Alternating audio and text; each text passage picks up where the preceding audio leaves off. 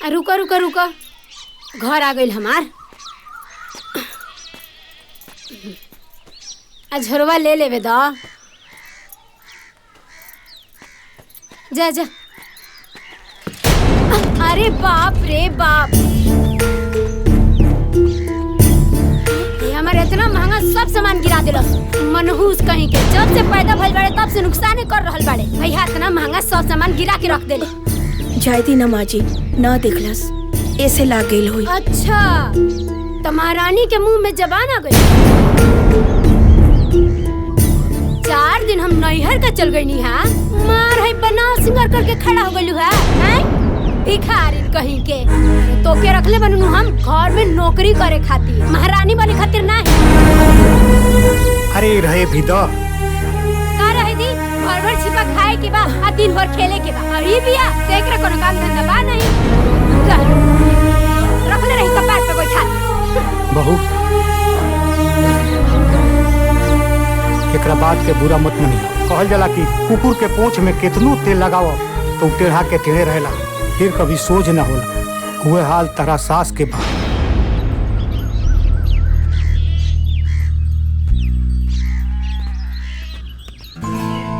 तू हमरा से प्यार करेला ना, तो ऐसे छिप छिप के काहे मिलेला? ठीक ना है छिप छिप के मिलल।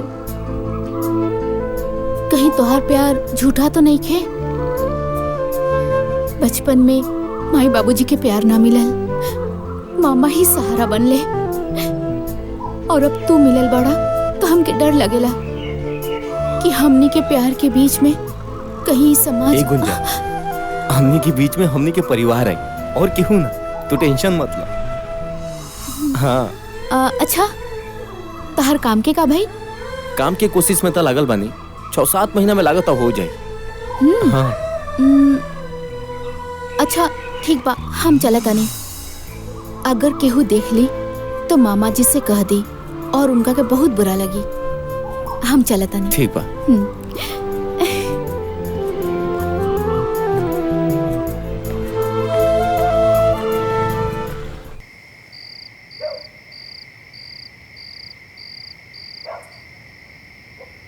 कैसन किस्मत बनौला भगवान हमार, जो हम अपने बीवी बच्चा के भी कोनो सुख नहीं दे पाओ।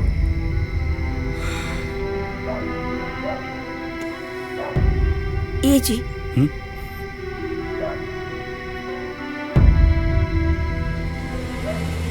रउआ काहे माई के बात के लेके इतना परेशान बानी? अरे ऐसा कोनो बात नहीं खे भाई। अरे राजू के डटबे न कैली। हाँ का दादी माँ का इतना हक ना होला अपन पोता पे?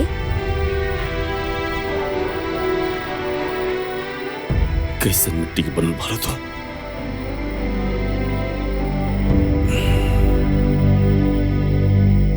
मैं तारा के दिन रात खरी खोटी सुनावली, तब वो तू एक बार उनके पलट के जवाब ना दे।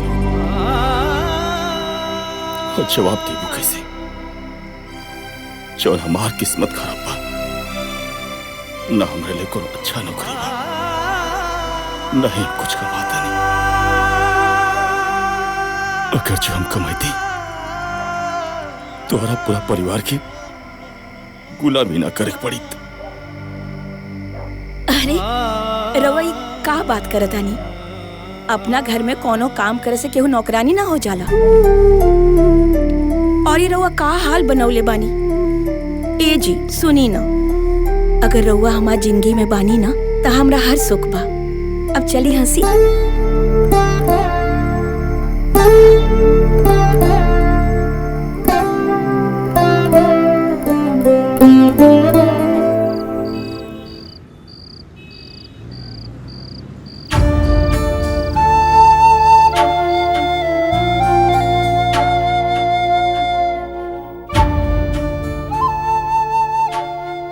ए जी, इस साड़ी में गुंजा बिटिया बहुत सुंदर लगी ना?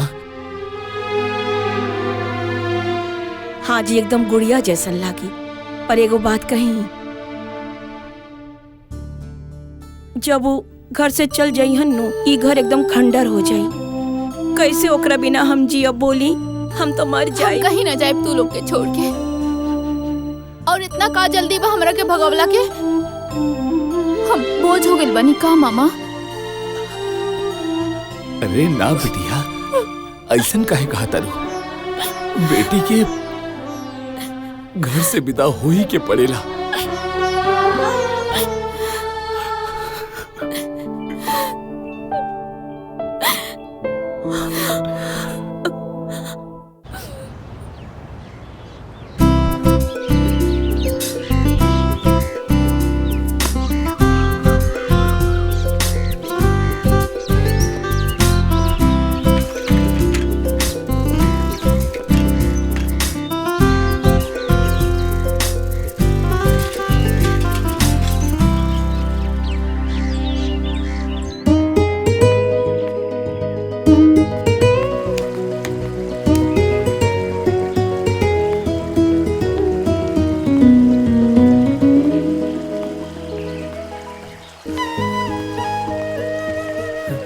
गुंजा, कैसन बाड़ू तुम? मोहन, हाँ? हमरा के बहुत डर लगता। अब तो मामा मामी भी हमार शादी के बात करे लगलन। का? और तोहरा से ये जुदाई सोच के ही हमार जान निकल जाए। ऐसे कैसे जान निकल जाए? तहार जान तो हमरा लगे बा। और वैसे भी ऐसा नबो तो हम कबो ना आवे देब। हम बहुत जल्द माई से बात कर लेब। कब बात हुई? जब हमार डोली उठ जाई हम जात बनी। और हाँ, तारे से बात भी ना करब। ए गुंजा, गुंजा, हमार बात तो सुना।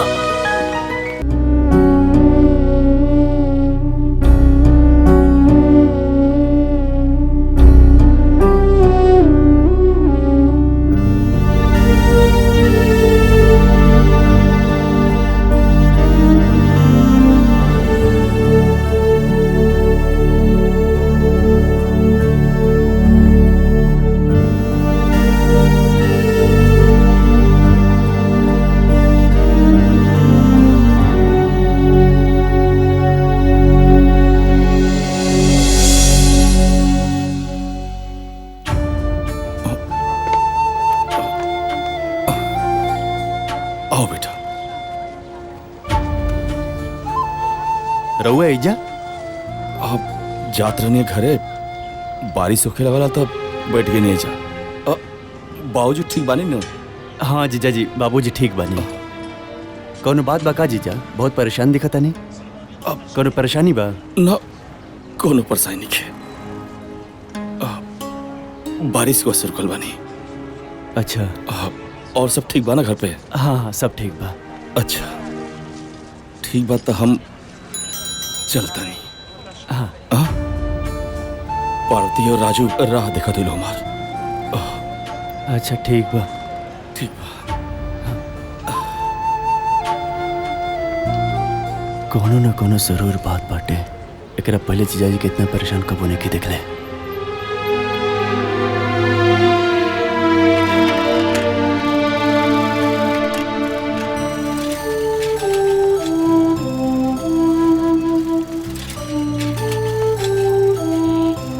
सारा घर के दाल चावल तेल सब्जी सब लेके आई, तब जाके ही खाना बनाई है। हाय देखा। अरे का रे बुटकी, पूरे दिन है झड़ुइया लगाइबे त खाना के बनाई? तोर माया के बनाई है? पकड़ पकड़ सब्जी और जाके खाना बनाओ। भूखे का पार फटता हमार। सांझ हो गइल बा, समझ नहीं के अगत बेरी के टाइम भइल बा। खाना वाना बनाई, चूल्हा चौका जोरी, आग योग लगाई है। था पंखो लेके जाओ।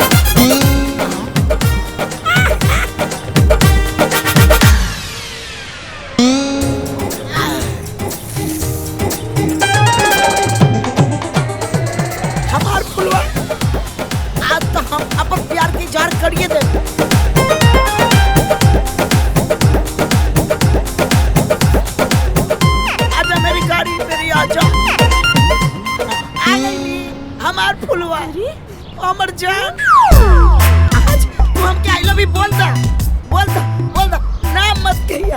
अरे ठीक बा, आई लव यू के बाद बा तो घरे बैठ के विचार करब तब बताई, ठीक बा? घरे बतिएबो। अरे घर पे राय बात करब तब ही तो शादी हुई। अरे हमके बर्दाश्त नहीं क्यों? अच्छा बर्दाश्त करा, ठीक बा? चुम्मा दे देना। हम बताए हाँ? हमार फुलवा अब हम कैसे जिया? ठीक बा, जा जा। हम ही घर के गुलामी करे नहीं की आयल, ठीक बा? इतने रहुआ काम काज के चिंता बना तो एगो नौकरानी रख ली, तब हमरा के बुलाए। चाय बनावा, झाड़ू लगावा, पोछा लगावा। हमार तो जिंदगी खराब हो गई बा दिन भर खटत। अपना मायका से भर भर के दहेज लेके आयल बानी। आ इतने रहुआ खाना पीना साफ सफाई के चिंता बाना तो एगो नौकरानी रख ली, तब हमरा के बुलाए। अरे तू कैसन बात करता रू? आपन काम केरा ना करेला? आपन काम करे में कोनो शिकायत बा? कहनी ना हमरा से ना होई तो ना होई।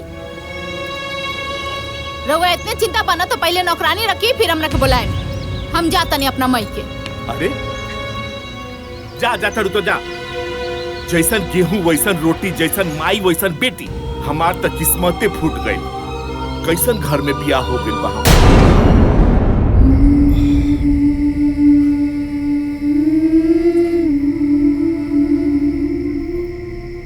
पार्वती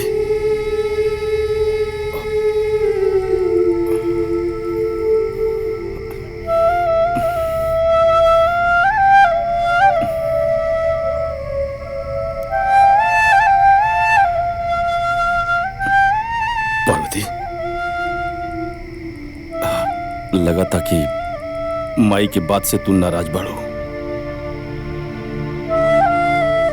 अच्छा तू हमसे नाराज बाड़ो काहे कि जब से तो के बियाह का खिलाल बानी तो के आज तक हम कोनो खुशी ना दे पानी। ना जी ऐसन मत बोली। देखी ना माई हमरे साथ जे भी दुर्व्यवहार करी हम सह जानी। देखा पार्वती, एक दिन माई जनवाना हमने की जरूर समझी और हमने प्यार भी करी। सब ठीक हो जाए। हमरा के तो बुझाता कि माई के प्यार हमरा के कब्बो नसीब ना होई। देखी ना बचपन में माई छोड़ के चल गई और जब ब्याह करके आई नी सास के रूप में माई मिली। लेकिन तू चिंता मत करो, सब एक दिन ठीक हो जाए। देख लिया। चल चल।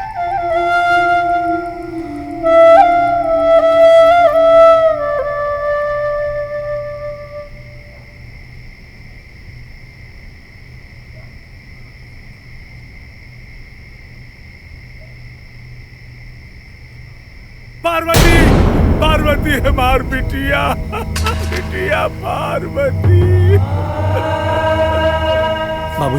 बाबूजी का बोल रहे हो के? हमार बिटिया कोनो बड़ मुसीबत में बिया। हमार पार्वती हमरा के याद करतिया। ए बेटा हमरा के ओकरा लगे ले चला बेटा। हमरा के ओकरा लगे। अरे बाबूजी रउआ कोनो बुरा सपना देखले रहनी है? अरे हम बानी ना, जाके दीदिया का हाल खबर लेके आए बाबूजी। रउआ सूती बाबूजी, वैसे भी आपके तबीयत बहुत खराब बाटे। सुबह हम जाए दीदी के सारा हाल खबर लेके आए। हम बानी ना, रउआ काहे परेशान होता नहीं बाबूजी? रउआ सूती बाबूजी। वो दिन हम जीजा जी के भी चाय के दुकान पर परेशान देखनी और बाबूजी भी आज कहते रहे कि बिटिया परेशान बिया। एकर मतलब जरूर कोनो बात बा। हम कल सुबह जाके जरूर देखे कि बात का बा और हाल समाचार ले। यह सही रही।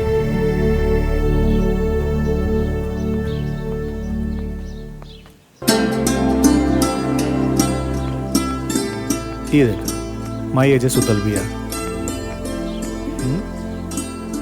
आप उठाई। उठाओ।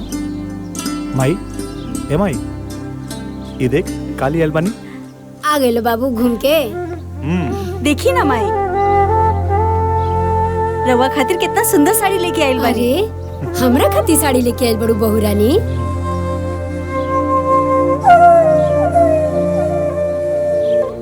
अरे वाह बड़ा नीक ले आइल बड़ू। एक रंग बड़ा सुंदर बा। अच्छा भैया खाली माई खातिर ले आइल बड़ा, हमरा खातिर ना। अरे पागल चाचा हमरा खातिर का ले आइल बड़ा बनी। हाँ का लेके आइल बड़ा? जब देखा तब बाग के चल आवेला और गले लग जाला। जा अपन पापा से मांगा।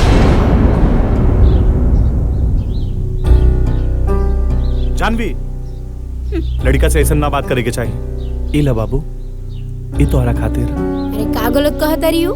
एके अगर अपन शौक पूरा करे के बा तो अपने बाप से कहे, वो पूरा करी। ते कहे करबे?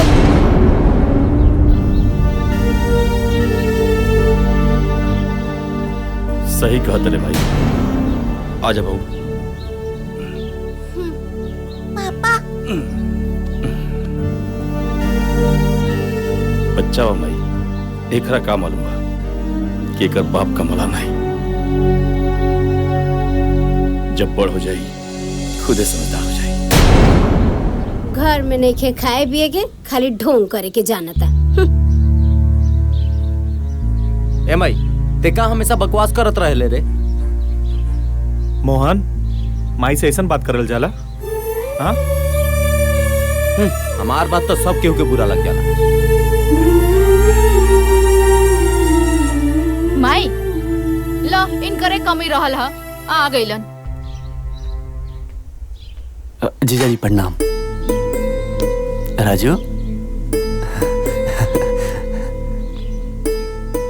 हाँ प्रणाम ठीक बा बाजी। ठीक बा। अब गोड़वे छुए के रहल हा तो नोटे के बंडल ले आके धो के छुएले रहता। बाकी ना भिखारी जे बाड़े सन कहाँ से देबो सन?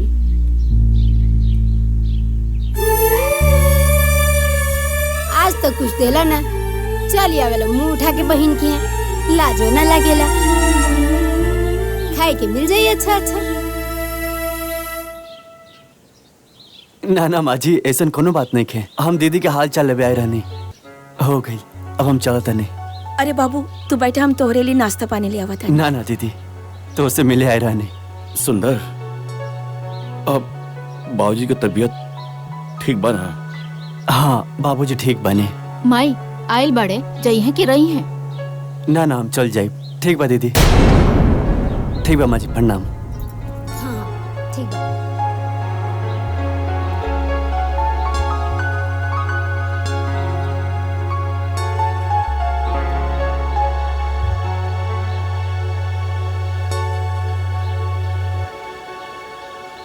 जब देखा तब मुंह उठा के चल रहा। अरे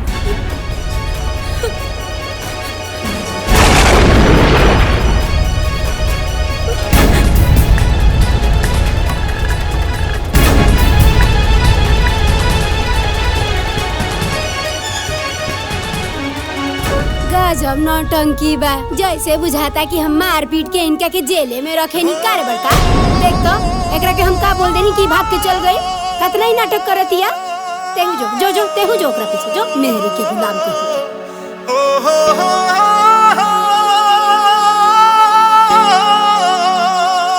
बाबूजी अरे सुंदर तू आ गेला बबुआ। हमरा लगल कि 2 दिन बाद आईबा। कैसन बिया हमार पार्वती? ठीक बिया नो? बाबूजी दीदी तो हमके आई ना देते रहे।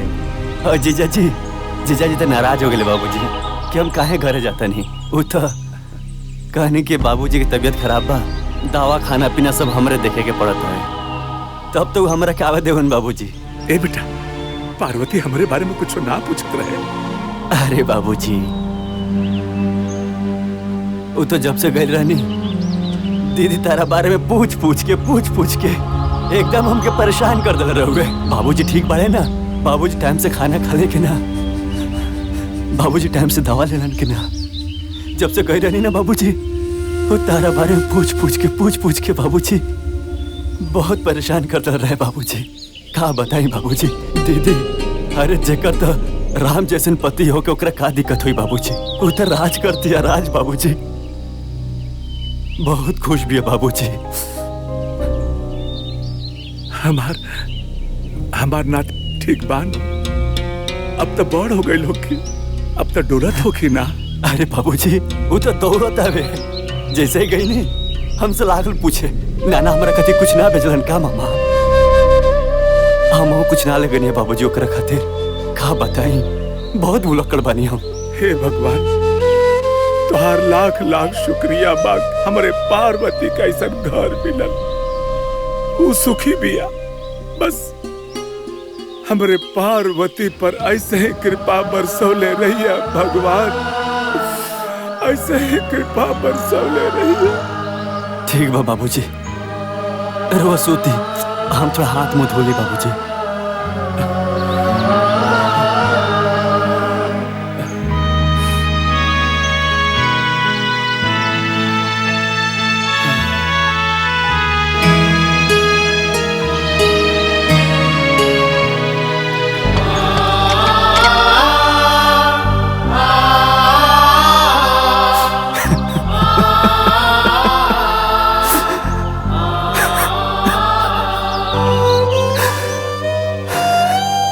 अरे क्या बताई बाबूजी। हमके माफ कर दिया बाबूजी। तो से झूठ बोले के पड़ गई ना बाबूजी। अरे ओकर जीवन तो नर्क से भी बदतर बा बाबूजी।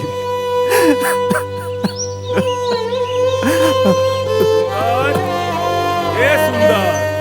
हाँ बाबूजी।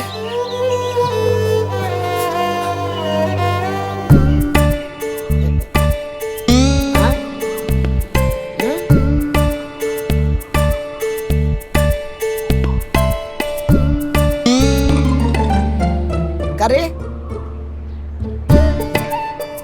तोर चोखा लेके मुंह देख के ना हमारा सारा मूड खराब हो गई। न कुछ बोला तारे और न कुछ बतावा तारे। बोल ना आखिर का भइल। का बताइए हम तो अपना घर से परेशान बानी। घर से का बात बा कुछ तो बताओ। का बताई हम तोहके। कल बड़की भौजी के भाई आयल रहले घर में जोन भइल ना।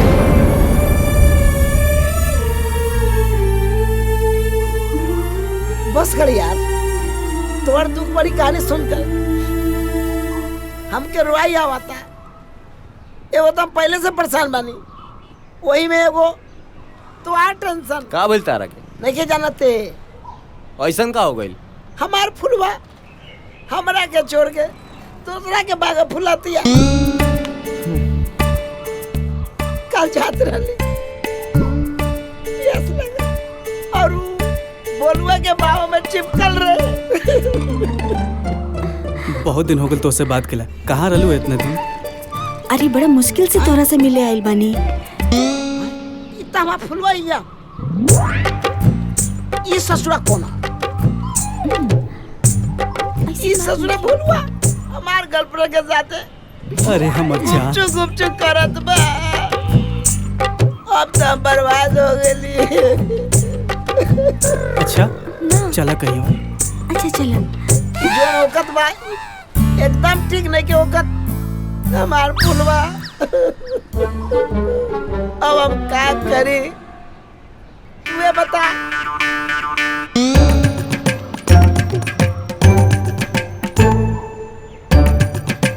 तुहार हमार एक की कहानी बा। हमार फुलवा हमरा के छोड़ के जाती है और तू घर छोड़ के भागता रे। छोड़ यार भगवान भाड़े ना।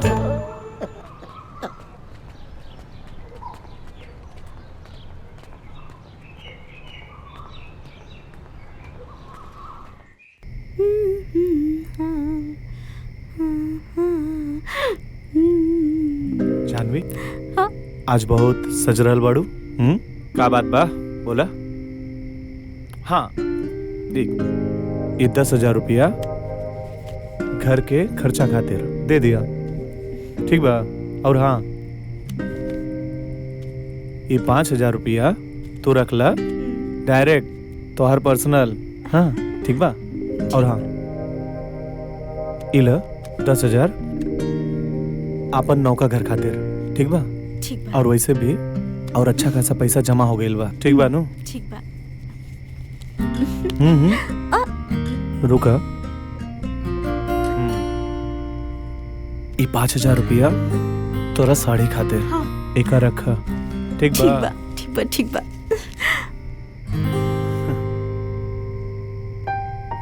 ई तो रवो बहुत अच्छा कहनी।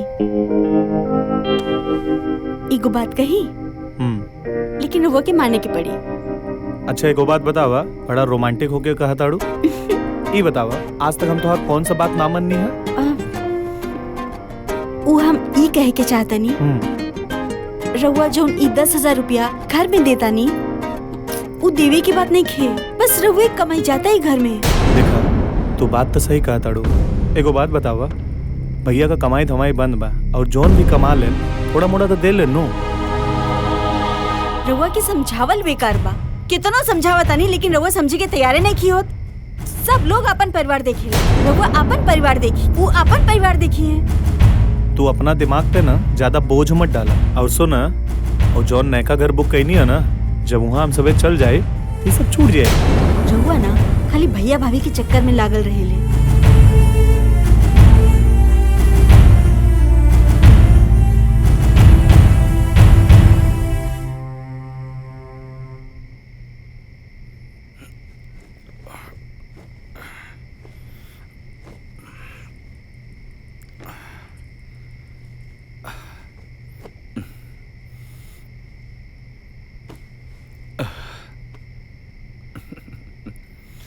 जल्दी से दिए ना।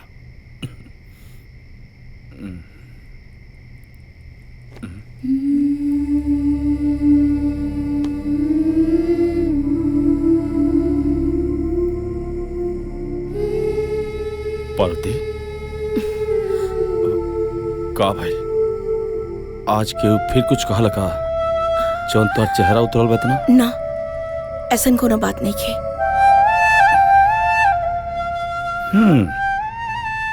जब तोहरा झूठ बोले ना आवेला काहे झूठ बोले लू? हाँ हम सब जानता नहीं कोनो कोनो बात तबा बताओ हमरा से का भइला। अच्छा बताओ बात का भइला। उ कहा जी मजली बहू से संजय बबुआ कहत रहले कि वो अपना पत्नी के सैलरी देले हाँ। कहलन ह कि 10,000 घर के खर्चा अब 5,000 तो हर पर्सनल खर्चा और 10,000 वो जो नौका घर खरीदा था और ये 5,000 के तू साड़ी ले लिया। और वो कहनी है कि बड़का भैया तो कमाते नहीं खन, जौन कमा के देता रहा घर खर्चा वही से चला था, बाकी रहुआ कुछ बुझाला ना। रहुआ बारे में ये सब सुन के अच्छा ना लागल। पार्वती ठीक है तो कहता लो, उनका अपने और अपने परिवार के बारे में उनकी भविष्य के बारे में सोचल कौन गलत थोड़ी बा, लेकिन यो सही कहता लो हम उनके जितना कमात नहीं।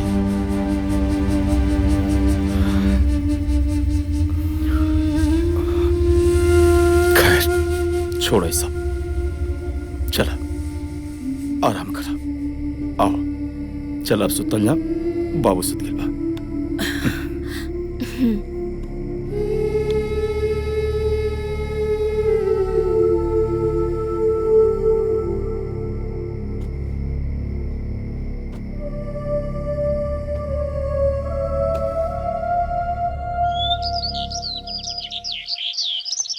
अरे हाँ हाँ सर, हम टाइम पे पहुंच जाए। संजय बबुआ नाश्ता तो करके जाई। गंवार का गंवारे रहबो का भोजी। और वैसे भी तोरा के देखे मालूम कि वो काम से बाहर जाला तो ओकरा पीछे से टोकल ना जाला। और वैसे भी जौन बनौती तू लगन के लागल बा ना वो हमसे दूरे रहे।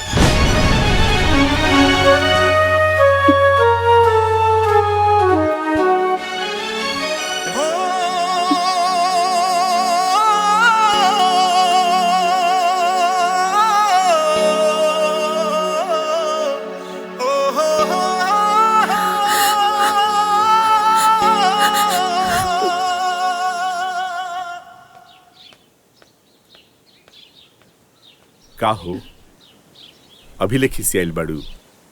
चला घरे चला। हम रउरा से कहले रही ना कि जब तक नौकरानी ना आई हम घरे ना जाई। वैसे भी पूरा परिवार के खाना हमरा से ना बनी। अरे अब तहरा से अच्छा हम कहाँ से खोज के लिए आई? का एकर मतलब हम नौकरानी हई? अरे ना ना, हमरा कहे के ई मतलब बा कि तहरा ऐसन स्वादिष्ट खाना कोनो नौकरानी बना सकतिया।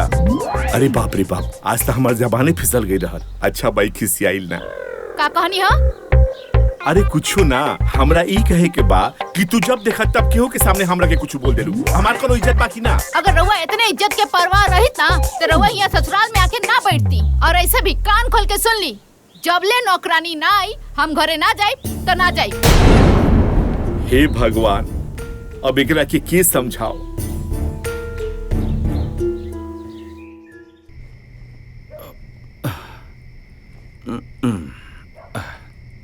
अरे पार्वती, आज बड़ा लेट कर दिलू हो। बर्तन ज्यादा रहा का? अरे का बात बाटे, तोहार चेहरा काहे इतना उतरल बा? अरे तोहरा तो बुखार बा हो। ना ऐसन कोनो बात नहीं खे, थोड़ा सा बुखार बा ठीक हो जाई। थोड़ा सा बुखार बा ठीक हो जाई? हाँ, तोहरा अपन परवाह कोनो करे नहीं। तू हमके बतौल तो डॉक्टर के पास जाके दवाई दिला लेती। हाँ, एक काम कर, चलो बेटा सुता, तू आराम कर। चलो चलो आराम कर बेटा, बेटा आराम से बेटा।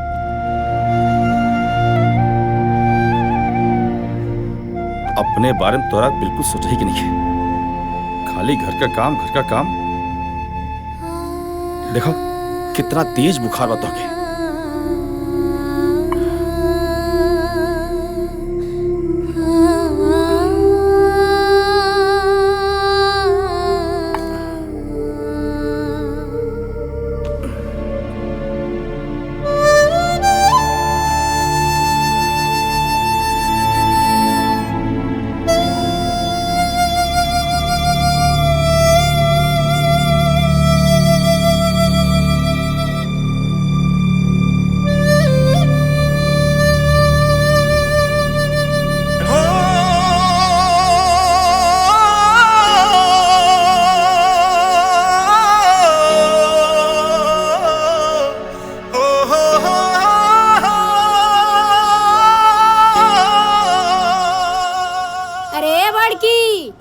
बिखरनिया पता नहीं कहाँ बिया, चाय पानी कुछ ना मिलला। घाम चढ़ गइल कपार पे, लेकिन चाय पानी नसीब ना भइल। अरे चुप करा, जब देखा चाय चाय दिमाग खराब कर देवेलू। चाय बिना ना हमार कपार फटता। रउए चढ़ल बनी कपार पे बड़का बेटा पतो। भैया, ए भैया, भौजी के काहे ना समझावेला? हाँ, सवेरे सवेरे हमारा के ड्यूटी जाए के रहेला, ना नाश्ता बनल बा खाना। एक तो घर में सबसे ज्यादा पैसा भी देनी और बिना खैले काम पे जाए। संजय ऐसन बात नहीं है, पार्वती की तबीयत खराब बाटे, रात बहुत ज्यादा बुखार रहे और इस समय भी बुखार बाटे उनके। ये सब बहाना बा खाना ना बनावे के। ठीक कहता रू बहू, वो बहाना बनावतिया, लेकिन तू का करता रू? तोरा तो खाना बना लेवे के चाहिए। काहे से सबसे पहले तोहरे मरद ड्यूटी पर जाले, आ एक दिन खाना ना बनवलो तो कोनो पहाड़ नहीं टूट गई। रउए तो चुपे रही, कोनो पहाड़ ना टूट गई। अगर एक महीने के खर्चा हमारे मझला घर में दीना ना तो घर में सब लोग के फुटा निकल छूट जाई। चलो बात। ए माई, ओकर कोनो तबीयत खराब नहीं के, कोनो बीमारी के बहाना बना के बैठल होई। सब नौटंकी है। अभी हम जाते नहीं, भाभी के बोला के ले आवत नहीं। तू चुप रहा, तू का बीच में पड़ जानी। रउआ तो चुपे रही। जीजाजी एकदम ठीक कहता नहीं, केहू ना जगह भाभी के। हमरा ये समझ में नहीं क्या आवत कि भाभी खाना ना बनैली तो ते ही बना लेतीस दीदी। मोहन, ज्यादा टिपे टिपेर मत बोल। चुपचाप बैठ के खात रहले, न काम के न काज के, दुश्मन अनाज के।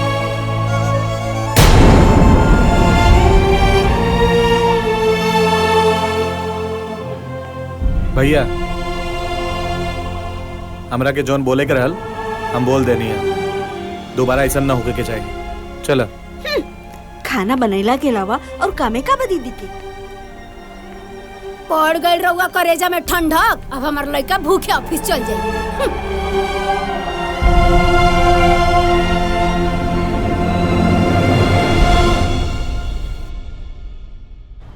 चाचा कुछ जरूरत रहा एक वजह से मिले नहीं है।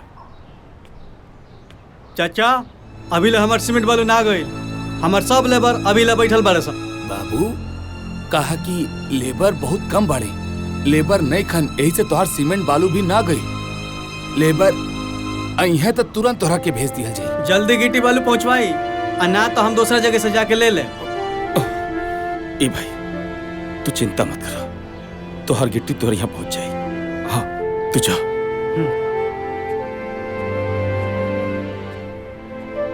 ए चाचा अगर वो कहीं तो गिट्टी बालू हम भर देनी, हमारी जरूरत भी पूरा हो जाए और आपके हमके कर्जा भी ना देख पड़ी। बाबू इससे बढ़िया का हो सकेला, हमार काम भी हो जाई, तार मजदूरी भी बन जाई। ठीक बा चाचा।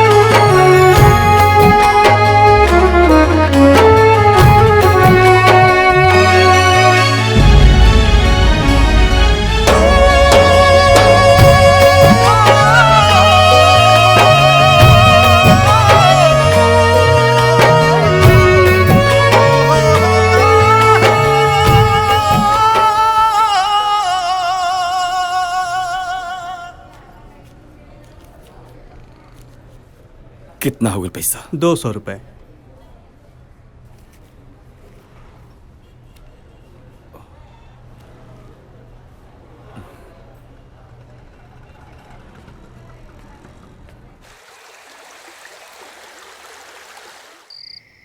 ली देख ली मरचा के ठूट, कुल ऐसे ही पड़ल बा, कुछ साफ नहीं के कैले। देख ली कबे से बैठ के बर्तन माजतिया। देखी अब पता ना का ही सोचत रहेले 24 घंटा, और एकरा के कुछ कही नु त बड़का मुंह फुला लेवेला। जब देखा बोलते रहलू, कबो चुप्पो करल करा। हम ना बोली नु त पता ना का हो। एगो मझिला हमार कितना कमा के दी, ऊ कमा के ले आके देत रहो, आई सब लोग बैठ के खात रहो। हम कुछ कहे नहीं तो रहुआ बुरा लग जाला। 2 घंटा से बैठ के ही बर्तन रगड़तिया, ई रहुआ नहीं खेलो कर हैं, लेकिन हमार बोलल का लोग जाला।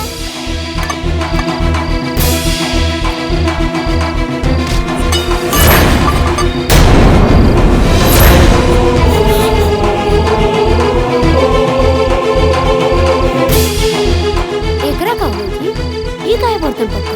ए जी ई का करत आनी जी? कुछ मत बोलिए।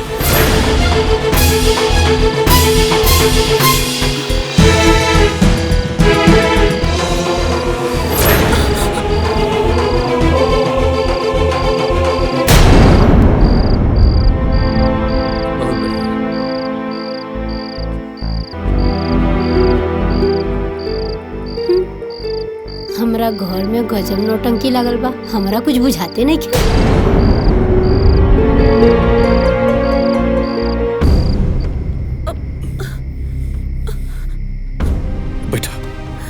सुनी ना हमार बात। एकदम चुप रहो।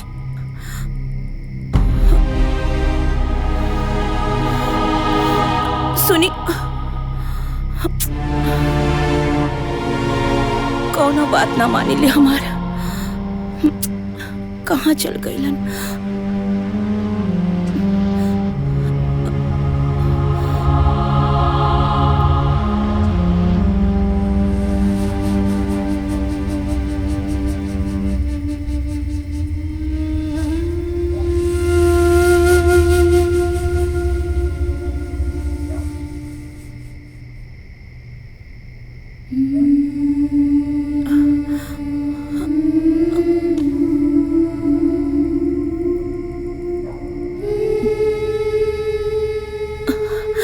हमरा भूख नहीं खिला। खा लो चुपचाप, खाना खा। तो के मना कर ना, तोहर तबीयत खराब बात हो काम नहीं करके, लेकिन तोहरा हमार बात तो सुने के बा नहीं। तो कुछ हो जाई तो तू हमार बात खाई सुनबो। अपने मन का खाली तोहरा करे बाटे।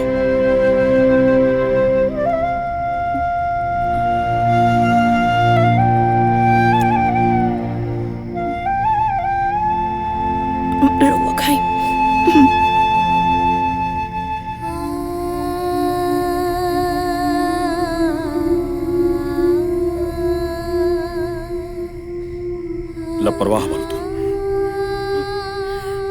हमरा के कुछ ना होई। कुछ ना होई। इतना बुखार में तपत तलो कर बाद जाके सारा बर्तन माज दो तो। हम ठीक बानी। तोहरे खातिर दवाई ले गेल नहीं। लखा लखा एक और खा।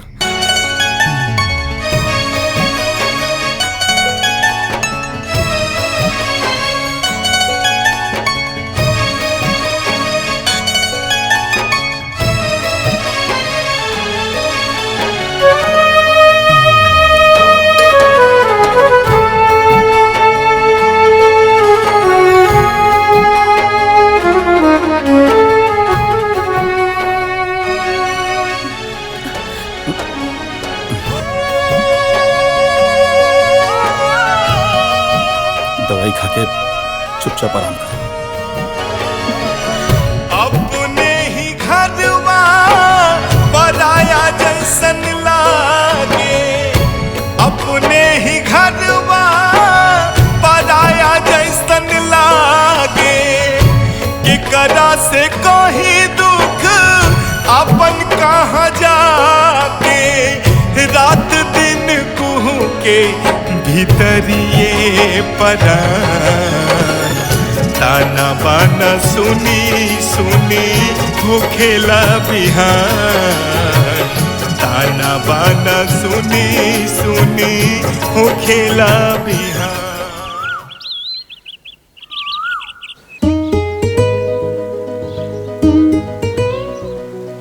गुंजा, एगो बात कही। कहा? जब से तू हमारे जिंदगी में आइल बड़ू, हमरा जिंदगी जिए के आधार मिल गइल बा। जब तक तोहरा के ना देखे नी, हम अपने आप के अधूरा महसूस करे नी। हाँ, तार ऐसने बात तो जादू चला देले बा। दिल में भी बाड़ा और दिल लगी भी करेला। दिल लगी ना, ई सच्चा मोहब्बत बा। जैसे लैला मजनू, हीर रांझा कहले रहला ना, वही मोहन के गुंजा से प्यार बा। हाँ, बात बनावे के तो केहू तारा से सीखे। अच्छा एगो बात बतावा, तू अपना घरे अपना माई बाबूजी से हमनी के शादी के बात कइला? बात तो ना कही नहीं, लेकिन बहुत जल्दी कर ले। काहे ना बात कइला? अरे ये सब छोड़ा, चला तोहके तारा मामा के घर छोड़ देता नहीं। अरे इतना गुंजा हिया, बाकी तो कॉलेज गल रही है। और ये लड़का के है जेकरा साथी बात करता रही। अच्छा आवा तू आज घरे, तोहरा के तो बतावा तानी। बस गुंजा, अब एक और शब्द ना। हम जेई अपन आँख से दिखले रह, काऊ झूठ रहे। अरे कम से कम तोहरा से ताई उम्मीद ना रहे हमरा के। बतावा तू, बतावा एकरा के कि जब 2 साल के रहली है ना, तो हमार दीदिया एकरा के हमरा गोदी में दे के मर गई। तब से हम प्रण कैली कि हम अपन औलाद पैदा ना करब। और ही अरे कौन कमी रह गई हमरा प्यार में जे पराया लड़का खातिर तू अपन संस्कार भुला गेलू। तू हमार विश्वास और घमंड के दोनों के तोड़ देलू।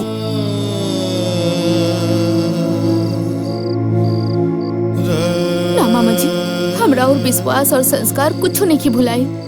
रउआ जौन कहब हम उहे करब, लेकिन ऐसा ना बोली। तो कैसे बोली?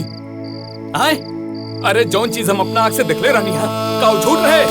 मामा जी रुआ जौन भी देखले रहनी है वो सब सच बा।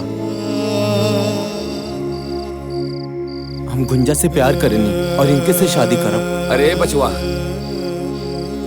तहरा देख के ना हमरा मालूम बा, हमरा लागता कि तू बहुत बड़ खानदान के बड़ा। बाकी तोहार खानदान और हमारा खानदान में बहुत बड़ अंतर बा। बाकी एक चीज याद रखिए, चाहे वो गरीब होके या अमीर, सबके इज्जत इज्जत होला।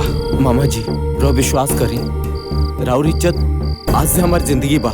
रोरा हाँ के बाद हम अपना पूरा परिवार के मना लेब और हम गुंजा से शादी करब।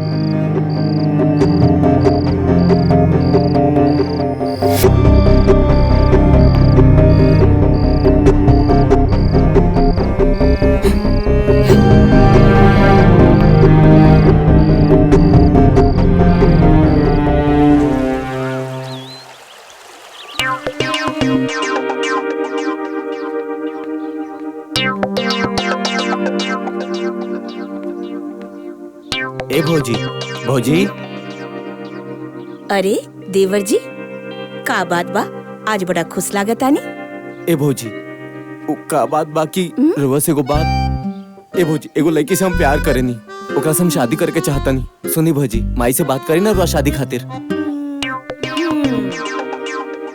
पहले ई बताई कि ई गुंजा के है जी? कहाँ रहेली? उनकर माई बाबूजी का करेलन? ए भौजी सुनी ना, उनका घर के सब लोग तैयार बा, बस रो माई से बात करी ना शादी करे खातिर। प्लीज भौजी बात करी ना भौजी। हाँ ठीक बा। बाकी रउआ तो जनबे करेनी, हमरा पे अम्मा जी हमेशा जरल रहेनी। फिर भी सही समय देख के हम बतिया ले। हाँ भौजी बतिया ले प्लीज। ठीक बा भौजी, चली दिए कपड़वा लेता नहीं हम, चली। अरे वाह देवर जी। बड़को अरे महाराज, लड़की बहुत सुंदर बिया, ओकर घर दुआर भी बहुत बढ़िया बा। उ लोगन के कोनो चीज के कमी नहीं खे। प्रणाम पंडित जी। प्रणाम प्रणाम। लिली पंडित जी मुंह मीठा कर। हाँ हाँ लेता नहीं। हो पनिया दो। का हो ठीक बाड़ा नु? पंडित जी तो बुझाता कि तोहर ब्याह कराइए के मनी। जीजा जी रुआ तो पता बा, ऑलरेडी हम गुंजा से प्यार करेनी, उनकरे से शादी करब।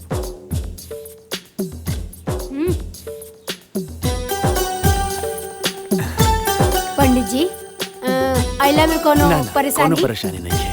अच्छा तो तनी तो जना काम खाती आइल बनी उ करी, फोटोवा दिखाई। अच्छा अच्छा दिखाओ तनी। ना जी। ई बाटे, ई देखी चाची जी लड़की के फोटो। लड़की तो सुंदर बिया जी। हाँ हो ठीक बिया ना? ठीक बा। सुंदर बिया, संस्कारी लागत बिया। बताई दान दक्षिणा तनी। दान दक्षिणा के तरफ चिंता मत करी। इनकर बाप दक्षिणा दिहन रहुआ के 3 लाख रुपया। 3 लाख? लड़की सुंदर ना लागल हमरा। अच्छा तो कोनो बात ना बा जजमान, ई देखी। अच्छा ठीक, दोसर बढ़िया दिखाई। जिया जी तनी माई से बात करी ना। ए साले जी, तहार दीदिया के सामने तो हमार कुछ चलेला ना, उ कड़क सास के सामने हमार का चली? भाभी भाभी तनी सुनी ना। का मोहन बबुआ, का बात बा? बोली ना। ए भाभी माई से बात करी ना गुंजा से शादी करे खातिर। देखी बाबू, अब हमरा से कुछ ना हो पाई। अब जॉन करे के बाद रउआ करी। ठीक बा, हम चलत नहीं। ए भाभी, बहुत बड़का घर के लड़की बिया, और दूसर बात माई बाप के इकलौती बिया। सब रौरे धन बा। दक्षिणा के तो चिंते छोड़ दी, लड़की जब एकलौती बिया तो सब कुछ तो रौरे नु बा। 10 लाख रुपया आपके मिल जाए। का 10 लाख रुपया आपके 10 लाख मिली? अच्छा, और का मिली? ठीक बिया। अब मुहवा तो सुनरे बा। इतना मोट लड़की से शादी हुई हैं? आपन लड़का कितना स्मार्ट बा, मोट लड़की से शादी हुई। आ तोनी मोट बिया त का होई? आ इतना बड़ घर में आई तो दिन भर चली दौड़ी चिड़ै लेखा फुदूकी और हम प्यार से ओकरा के चला के दुबरवा दे। लड़कवा के देख लेती। का रउआ हमार लड़का देखा? लाखों में एगो बा हमार लड़का। ए जी रउए कोनो उपाय लगाई ना, हम गुंजा के बिना ना रह पाई। प्लीज जी कुछ करी। ठीक बा, अब बुझाता हमरे कुछ करे के पड़ी। कहाँ रह गई दोनों ससुरा? कोनो कामे के नहीं है। अन्ना फोन उठावा था, रुका हम फोन लगावा था। हेलो सारे भी कसवा कहाँ बारे रे? कब से तो के फोन लगावा था नहीं सुनाई नहीं खेते। आजा सुन, मोहना कहाँ बा? तोहरा पता नहीं खे मोहन के शादी होता। अभी जा चाची के बता। मोहना ए चाची चाची चाची चाची चाची का हरी लगला? काहे चिचिया तेरे दे? कौन आफत विपद आ गइल बा कि ते है लंग धड़ंग हमरा दुआरे पे खाड़ बाड़े हैं? अच्छा चाची ए मोहना तो का बोल झूठ कर? मंदिर में शादी करता हैं? बियाह कर ले लो से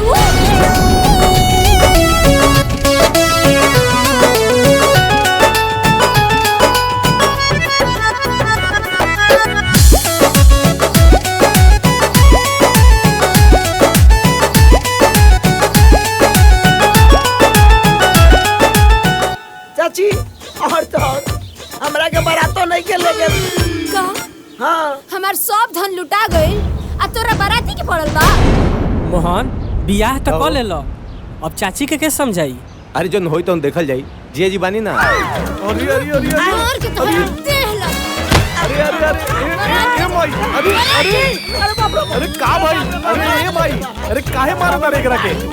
अरे अरे बाप, अरे अरे कुछ तो बताओ। घर में रहबे पता करते तो अपनी पता चली कि का भई। अरे जब बताइबे तब तो पता चली। भाग गई। अरे तोरा कुछ पता बा? अरे जब बताइबे तब ना मालूम पड़ी। अरे छोटका नु हाँ? बियाह कलश मंदिर में जाके बियाह आवे दे ओकरा के घरे। आज को टंगरी तोड़ देब हम।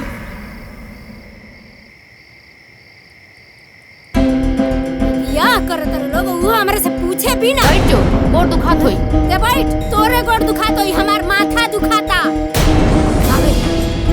आवे दो ओकरा के आज ओकरा के घरे से निकाल के रहब। अरे गुस्सा थूक दो, अपने नु खुन हो। अब एकदम चुप पे रही। अगर रावा कुछ बोली ना बीच में, राव हमार बिगाड़ हो जाए, टकराव हो जाए, कह दे तनी।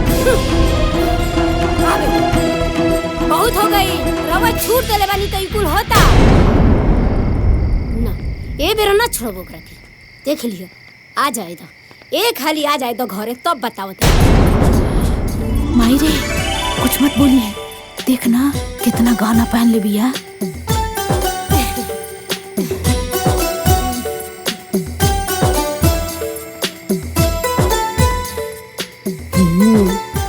गाना तो खूब भारी पहन लिया। का बात बा, बहुत बढ़िया। नथियो असली लगता।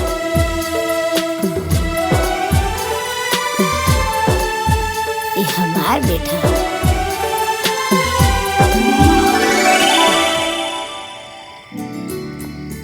चलिए देवर जी। चला ठीक भइला कि हम डटनी है ना। आई देवरानी जी, आई बाबूजी। प्रणाम बाबूजी। गोलातन बाबूजी।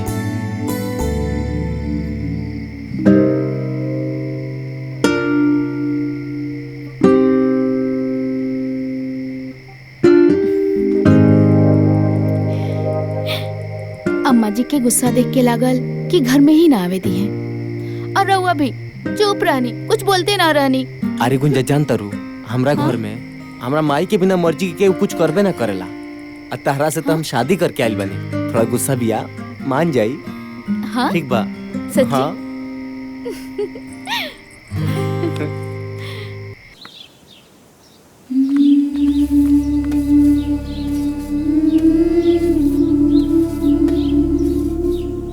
और देख माई, आधा बर्तन धोत या आधा बर्तन रसोई में पड़ल बा।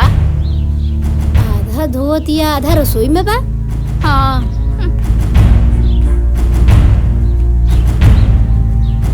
भाई सारा बर्तन पड़ल बा तो वो कौन बर्तन धोतिया?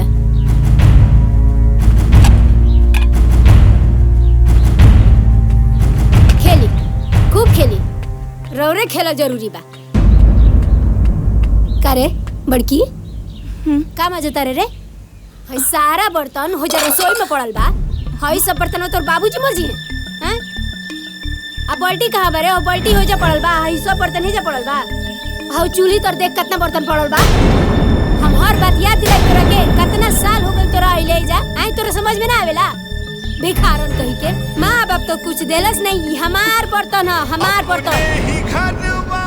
चोर कही के जब देखा तब मनहूस लेखा बैठा रहतिया, काम करतनी के करा से कहीं पागल करके रख देले बिया। अपन कहाँ जाके रात दिन कुहू के भीतरिए परान। अच्छा, ताना बाना सुनी लगा था कि हमरे कुछ करे के पड़ी। जब देखा तब ये लोग बड़की दीदी के सतावत रहेले। ताना बाना सुनी सुनी हो खेला बिहान।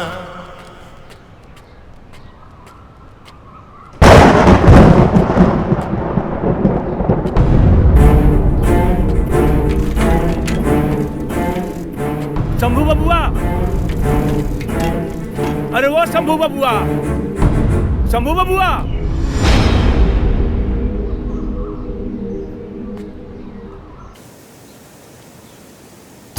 अरे भाग्यवान, छोटका के शादी हो गई, लगता खुश बाड़ू। काहे खुश ना रह मोहन के बाबूजी?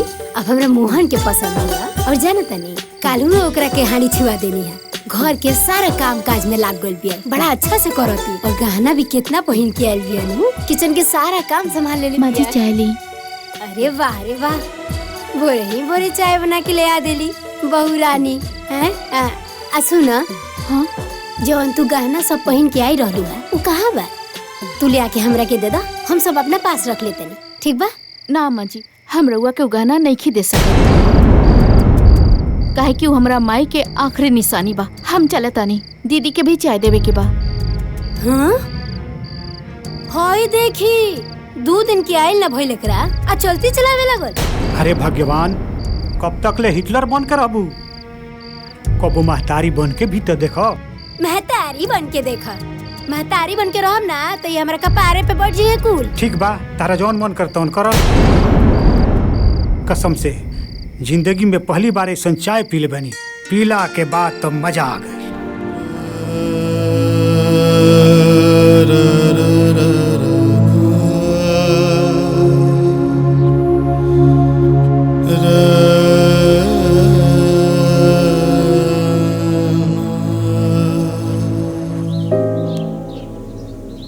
तू जब से हमारे जिंदगी में आइल बड़ू, हमार जिंदगी सुधर गइल बा।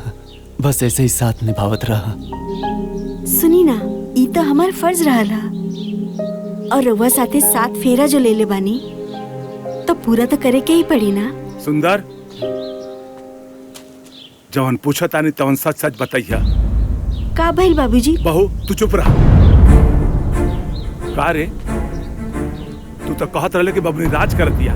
जब बबुनी राज कर दिया तो शंभू बबुआ बाजार में ठेला काहे की इज्जत बाड़। अरे उनकर हालत देख के हमार करेजा रो रहल बा। तू हमरा से झूठ काहे बोल ले? काहे बोल ले? काहे बोल ले? काहे बोल ले? अरे बाबूजी, हम दीदी के घरे गइल रहनी, ओकरा घर के हालात देख के हम का करी बाबूजी, हम खुद टूट गए अंदर से। बाबूजी ऐसे भी और तबीयत खराब रहेला बाबूजी, रहो के बर्दाश्त कर पौती बाबूजी, ये सब ना बताओ।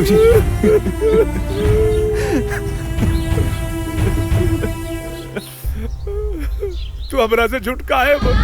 हमरा से साफ साफ बताओ कि न चाहत रहे, कहाँ जरूरत रहे झूठ बोले की।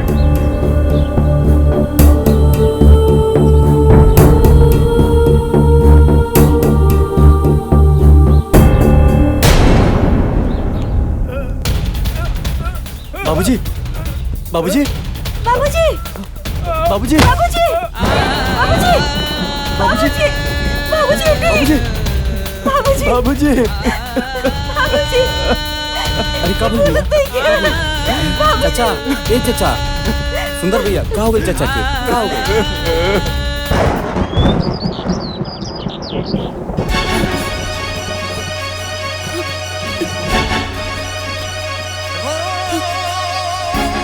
मोहन बबुआ का भौजी? हम क्या हमार घर छोड़ दी? राउत भैया अभी तक ड्यूटी से ना आइलन। चली भौजी। अरे बड़की, मगर ते एक कदम आगे बढ़ा ना तो बेना से मार के तो तगड़ी तू, हैं?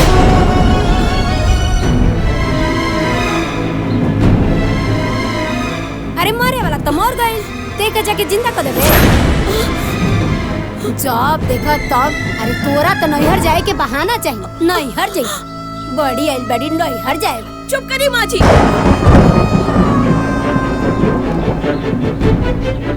रउआ जीते जीता हमरा बाबूजी से मिले न देनी, और आज वो मर गईलन, रउआ फिर भी मना करता। अरे कम से कम एक बार उनकरा के देख तो लेवे थी। तो इतना हिम्मत अरे माई का हो रहल बा? चली भौजी, भैया सुनिए तो खुदे आ जाए। चली माई के तो कुछ बुझाला ना। का भइल?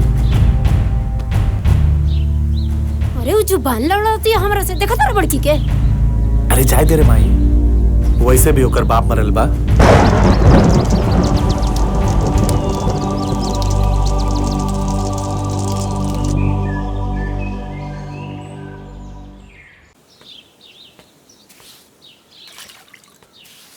बाबा मम्मी कब आई? अरे आवते हुयन बाबू।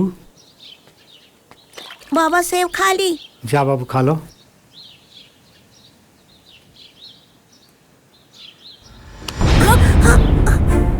सेब खेबे हैं? इतना सेब खाए के मन बना तो अपने बाप से बोल, बाजारे से जाके खरीद के ले आ। बिस्किट खाए के औकात नहीं खे, सेब खाई है। तेरे बाप 1 रुपया कमाइए ना, अब बेटा चल बड़े सेब खाए। चल भागी से भाग।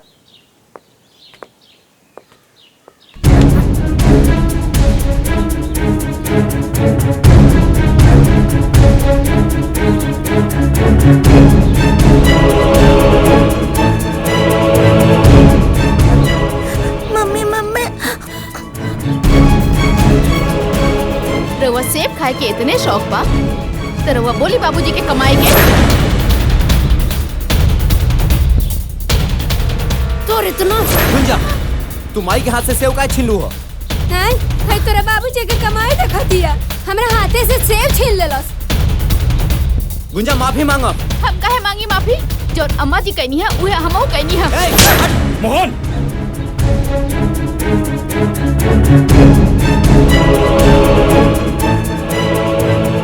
दिमाग खराब हो गया का तो? औरत पे हाथ उठाता होते हैं? अच्छा भैया, ये जौन माई के साथे कैली है वो सही बका? ए, तू चुप रहा, तू का बीच में पड़ जालू। रउआ तो चुप रही, जब देखा तब बीच में टपक जानी। इनकर इहे उपाय बा जौन मोहन बाबू करत तारे। वाह रे भैया वाह। अगर तोहार सगे मातारी रहती तब वही बात बोलता। संजय, ते कहल कहा जाता है, वो हमार मायना है। अरे ना रे बड़का, अरे ते हमरा कोखी से पैदा ना हो सकेलिस, तोरा जैसे औलाद हमरा ना चाहिए। सही कहता तुम। शंभू जैसन आदर्श लेका तोरा कोखी से पैदा ना हो सके। अरे शंभू जैसन आदर्श लेका के पैदा करे खातिर महतारी के तपस्या करे के पड़ला, तपस्या जौन की तारा से ना हो सकेला। बाबूजी, आप चुप रहे, मत बोली बीच में। माई हमरा के अपन बेटा माने न माने, संजय अपन भाई माने न माने, लेकिन हम संजय के अपन सगा भाई माने नहीं, और माई के माई। अरे ना ना रे, हम तोर माई ना हई, बिल्कुल ना हई। अरे तोरा ना ए घर में रहे के बा, यही से ई ललो चप्पो वाला बात ते करत रे। काहे से कि तोरा तो कमाए धमाए के बा ना। अरे ते ए घर के खर्चा के चल, ते तो अपना मेहरारू और लड़का के खर्चा चला लेना, तो उहे बढ़न बात बा। ना माई, ना तो मैं घर में रहे खातिर कुछ बोलता नहीं, और ना ही केहू के डर से। हम तो बाबूजी खातिर चुप बने, ना तो हम बोलते ही और पूरा घर सुनी। भैया कह देला ना सौतेला वाला बात। पूरा गांव जवार जाना था कि हमने तोहार सौतेला भाई है, लेकिन तोहरा मुंह से सुन के हमरा के अच्छा लागल। और बाबूजी तोहार बड़े और माई सौतेली। वाह भैया वाह, बड़का भैया आज तक हमनी में कोनो फर्क ना समझ ले, आ तू इनका के सौतेला कहता रह। अरे हमरा तो शक होता, सौतेला ही ना बल्कि तू बड़ा तू। मोहन संजय,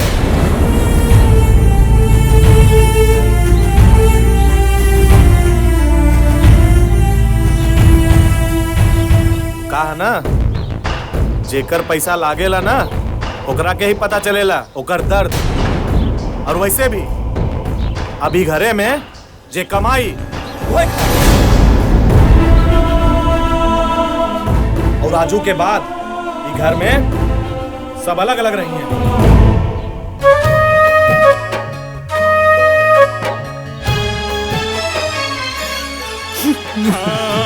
कैसन इकली युगले आइल जमाना कि दुगो आँखी देखे परिवार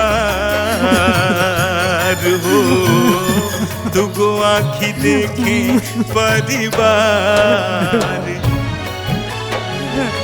मन करे जहर माहुर खाई मरी जाईती, मन करे जहर माहुर खाई मरी जाईती, निकले नया धामई जान हो।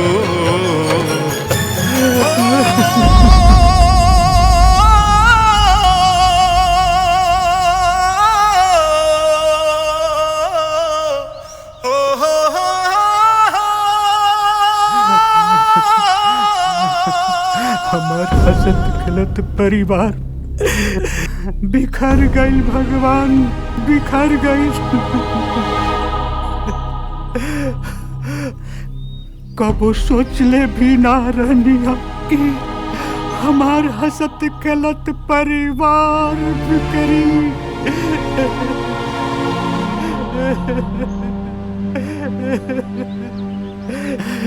हे भगवान,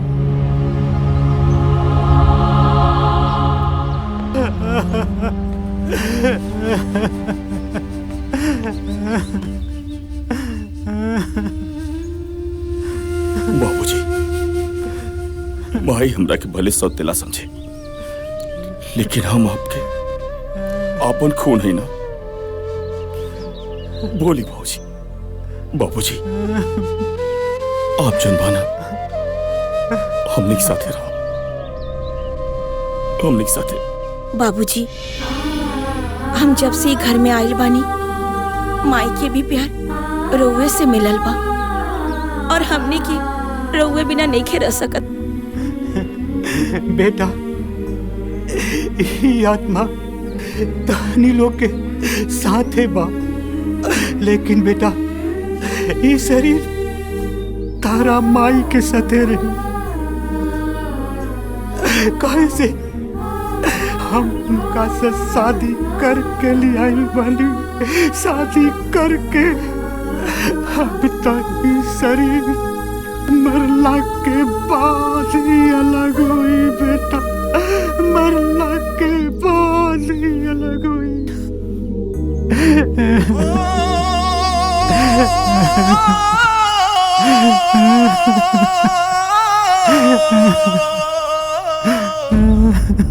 बंटवारा हो गई, अब हम रहम मझिला संगे। ए मझिला रुक रुक। कहाँ कहाँ जाता रे? हय अटैची लेके कहाँ जाए की तैयारी होता है? देख माई, कहा ना हम जाता नहीं नौका घरे में, और वैसे भी ना वहाँ से ऑफिस नजदीक बा। और एक बार बताए माई, यहाँ के मचमच से हम उबिया गइल बनी, हम ओजे शिफ्ट होता नहीं। ए मझिला हम एजा रह के का करब रे तोरा बिना? हम हो के लेके चल चल। अरे माँ जी, यहाँ के तो कुछ बड़बड़ा नहीं, और वैसे भी वहाँ का माहौल बहुत खराब बा, और हमनी के खुद भाड़ा पर रूम ले ले बानी। जब हमनी के घर ले लेब तो रउआ के बुला लेब, ठीक बा? चल माई, हमने जाता नहीं। प्रणाम। सुना ना ए मझिला संजय।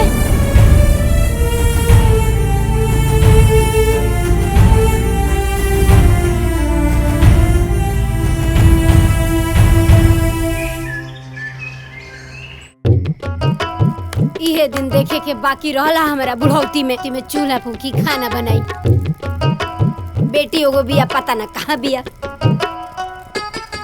का हो शंभू के मम्मी, सुबह सुबह खाना बनाओ तरू? अरे चाय बने तू तो पी लेती तो मूड फ्रेश हो जाई। रौरा के तो चाहवे पड़ल बा। हाँ दूध में काम करी का? एक बार चाय बनाई, एक बार खाना बनाई, खाना बनाओ तरी उहे रहो खाली। इहो हमरा बस के बात नहीं के। अब जाके हम चूल्हा चौका फूकी। ए समय में ए उम्र में बेटा पतोह वाला हो गई नी, 3 गो पतोह। सास खाना बनावतिया तने ठीक से डालो तनी तेलवा, एकरा बाबूजी के निमन लगी खाए में।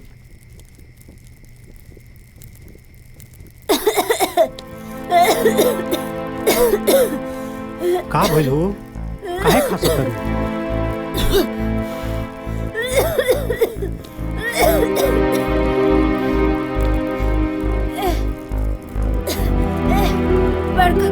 बाबूजी।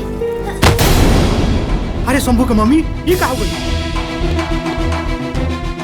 बहू, अरे मोहन, देखो तो तारा माई के का हो गई? अरे माँ जी का हो गई? माँ जी के का हो गई? का हो गई? संभल के ध्यान से, ध्यान से।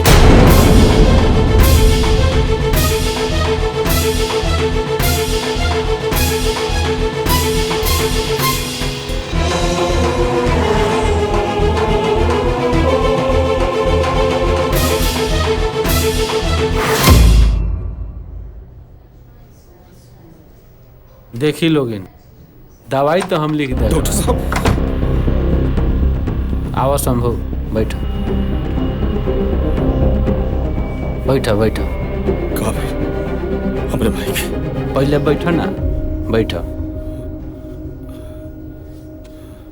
दवाई तो हम लिख देले बनी, लेकिन याद रहे माँ जी के कोनो प्रकार के दिमागी तकलीफ ना होके के चाहिए। माँ जी के दिल के ऑपरेशन जल्द से जल्द करवा ले, ना तो कुछ भी हो सकेला। कुछ भी हो सकेला के मतलब समझते नहीं लो। डॉक्टर साहब, हमरे माई की बचा ली, और ये बताएं कितना टाइम बा उनके इलाज का दी। आप पैसा चिंता मत करें, हम अपने आप के बेच दे, लेकिन पैसा का इंतजाम जरूर करो। हमके ये बताएं कितना पैसा लगे उनके इलाज में? हाँ डॉक्टर साहब, जौन भी बात बा साफ साफ बता दी, कहे कि माई के इलाज में कोनो कमी ना रह के चाहिए। हम तो रउआ लोग के हालात जानत नहीं। रउआ लोग मात्र 5 लाख के इंतजाम करी। 5 लाख रुपया? अरे इतना पैसा कहाँ से आई? बाबूजी, अब चिंता मत करें, हम कहीं न कहीं से 5 लाख का इंतजाम जरूर करो। देखी, रउआ लोग बाहर जाई, हम यहाँ से कुछ अकेले में बात करे के चाहता नहीं। आई बाबूजी।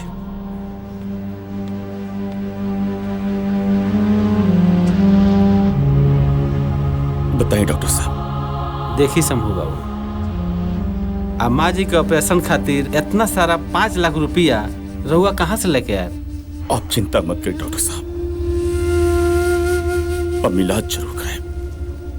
कहीं से भी इकट्ठा करे पड़े पैसा हम जरूर कराए। तो ठीक बा शंभू बाबू, हमनी के लगे 1 महीना के समय बा।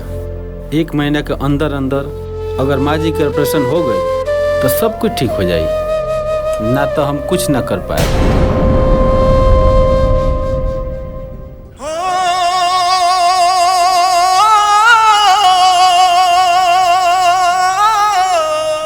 ठीक बा डॉक्टर साहब।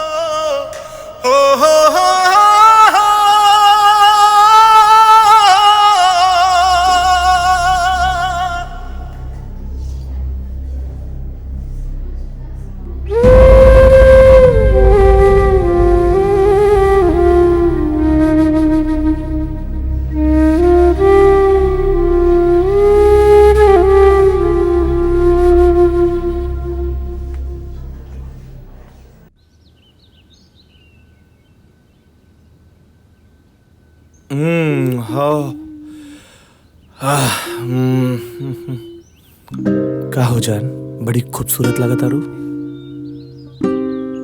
रुआ हमसे बात मत करी। तोहरा के मालूम बा हमरा के सबसे ज्यादा अच्छा का लागेला? तोहार रूठल हमार मनावल हमरा के बहुत अच्छा लागेला। और वैसे भी हमार धर्मपत्नी, हमार बात सुना ना। ई बताओ हमार धर्मपत्नी, ई रोमांस के मूड में काहे किसी आइल बाड़ू? रुआ हमरे से ना प्यार ना करेनी। अच्छा एगो बात बतावा, ई सब जोन हम कहनी है केकरा खातिर कहनी है? तोहरा खातिर। सच्ची? कसम खाई से। हमार कसम। तोहार के रिया।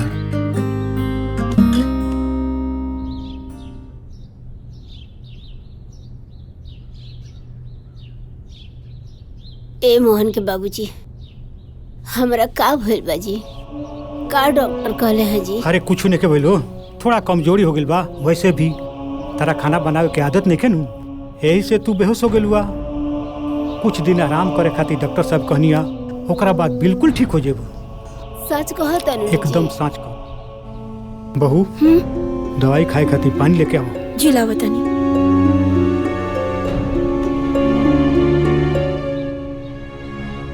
टेंशन मत करो, दवाई खइबू ठीक हो जाइब नु। हाँ ठीक हो जाइबू। ई काहे जाइल बिया जी? ई तो अलगे हो गइल बिया नु। वैसे भी एकर छुअल हम पानी ना पियम। हमार मझली आई नु, वो हमार ख्याल रखी। अरे तू काहे ऐसा बोलता रू? दुख तकलीफ में अपने लोग काम आवेला। ठीक बाजी।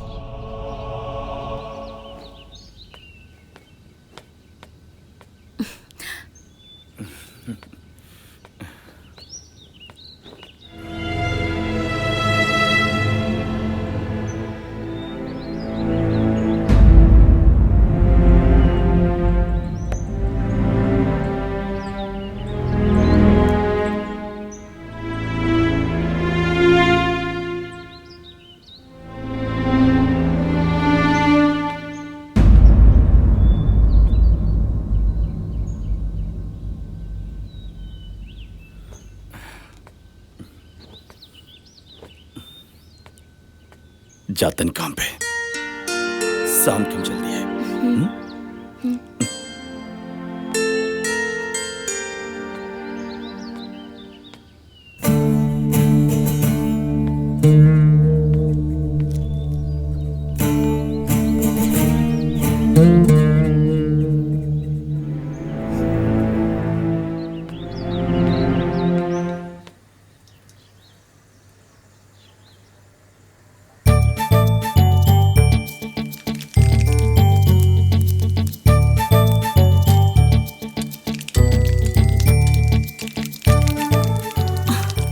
बैठल बानी, जाई ना। दीदी देख ली है तो का सोची है? अरे केहू ना कुछ सोची, सब लोग अपना काम में बिजी बा।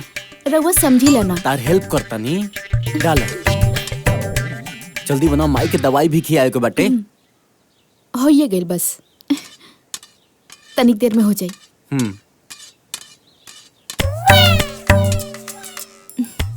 जाई, पहले जाइए जैसे हम बनावा तनी। बनाओ ना, हम जाता नहीं।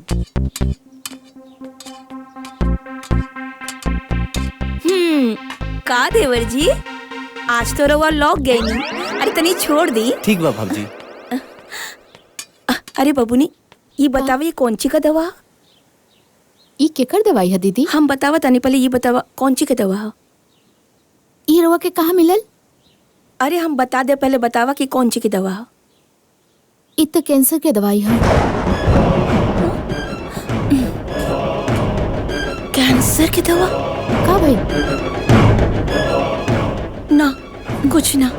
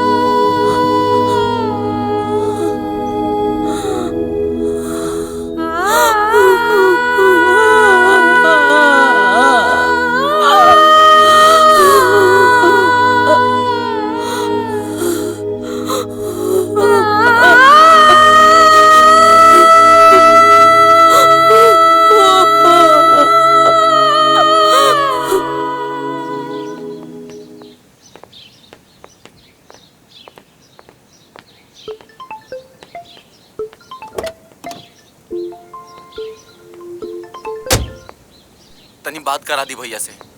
का बात बा? हमके बताई, हम वहाँ से बोल दे। माही के बहुत तेज से तबीयत खराब बाटे। डॉक्टर साहब कहतल हैं कि 5 लाख रुपया लागे। यही बारे में भैया से बात करे करला। तनी बात करा दी भैया से। आउ हमरा लगे नहीं कि वो फोन घरे छोड़ के गेल बनी। आइम तो बात करा दे। अच्छा ठीक बा, रखा तनी। का भइल जानवी? अरे वो सहेली के फोन रहे। अरे जब देखा फोन, अरे कितना फोन आवेला तोरा के?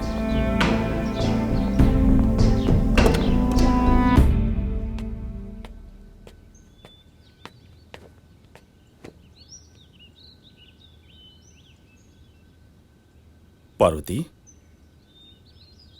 का बात बा? गुस्सा कहे बाड़ू? क्यों कुछ कहल का?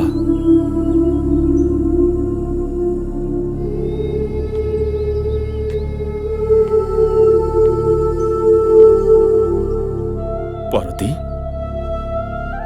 आज फिर घर वाला लोग कुछ कहा लगा?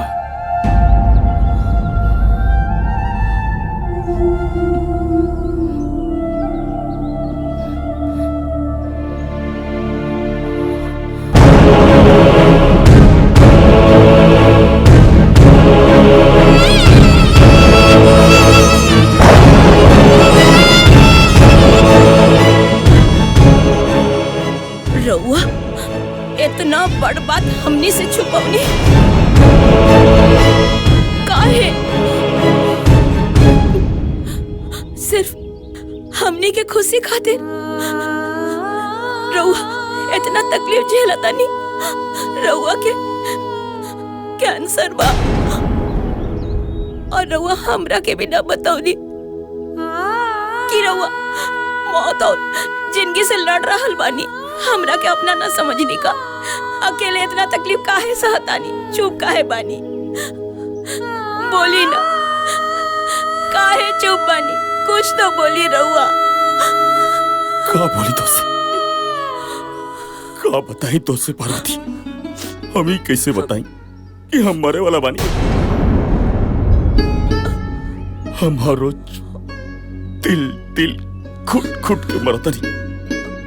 बाकी रह गई बात हम आज जिंदा बानी खाली तोहलो खातिर और तो के बता के तू हो के घुट घुट के मर देती। तू हो के कैसे मर देती पार्वती? हमारी बात सुनो ना। वो राजू को पूरा जिम्मेदारी तोहरे ऊपर बा।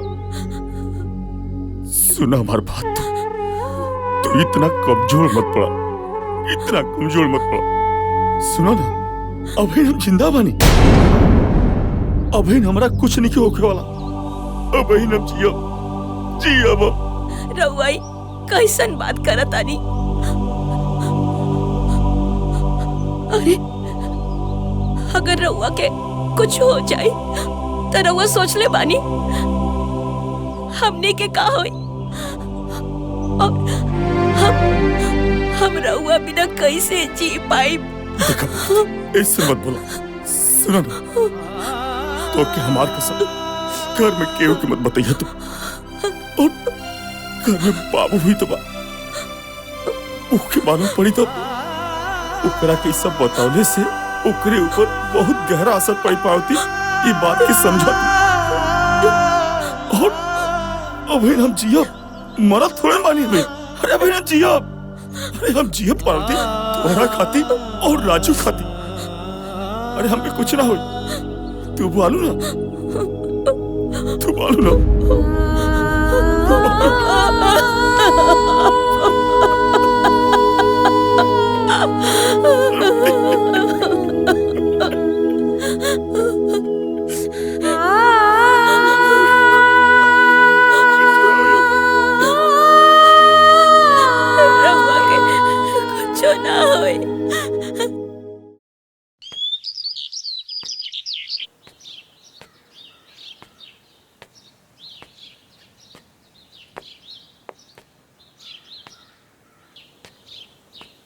भैया सुनी ना, दीदी अपन सब गहना दे देली माई के इलाज खातिर।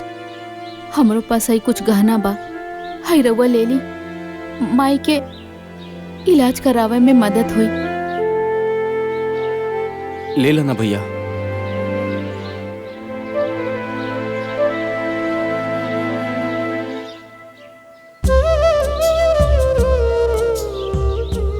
भैया अब आगे कैसे का हुई? तू चिंता मत कर, हम बानी ना, कहीं से माई के इलाज खातिर पैसा का इंतजाम हर हाल में जरूर करब मोहन। ठीक बा भैया, जरूर कर। चलो।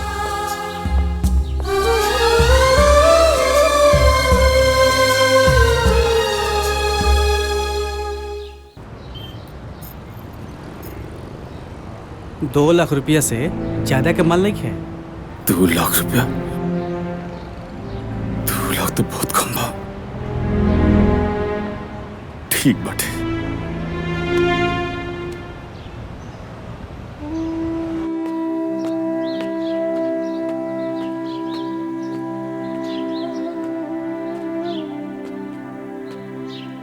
शंभू बाबू। हाँ नमस्ते। प्रणाम प्रणाम प्रणाम प्रणाम। मोहन रउआ के बारे में बतौले रहे।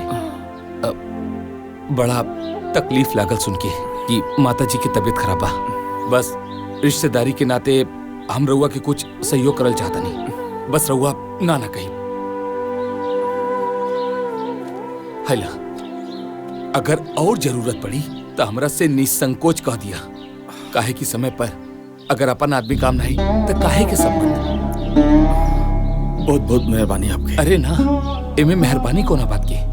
अरे राउर माता जी जोन बानी वो हमरो तो कुछ ना कुछ बाड़ी। धन्यवाद।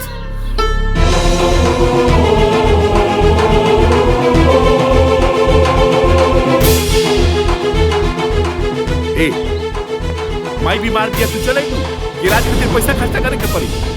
अरे आज तारा ई हरकत पर हमरा खुदे लाज लागत। आज तक हम तेरा हर गलती के ई समझ के माफ करी थी कि तू आज न तो काल समझ जाए, मगर तू कबूल नहीं खुश समझ। अरे तू कहा जानी कि एगो माई के ममता का होला?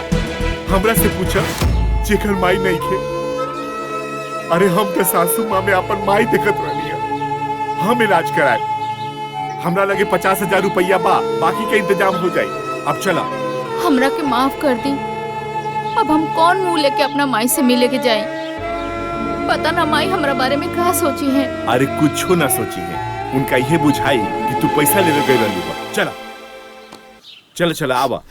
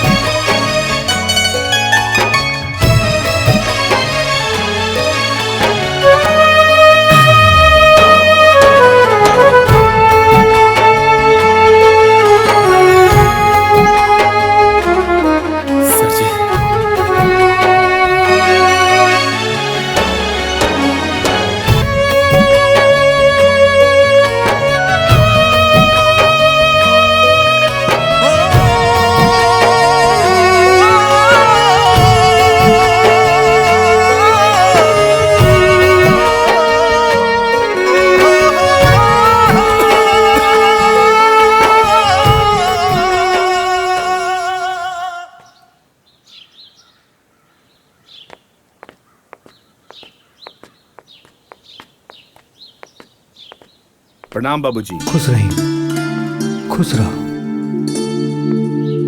ये सब कैसे हो गए बाबूजी? हमरा तो दिव्या से पता लागल है कि अम्मा जी बहुत सीरियस बारी, मगर वह तनको चिंता मत करी।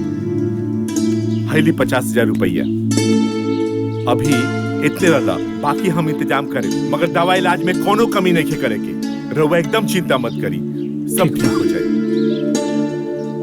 बाबूजी मैं ठीक हो जाए नु। अरे बेटी, भगवान चाहिए तो तहार माई बिल्कुल ठीक हो जाएगी, तू चिंता मत कर।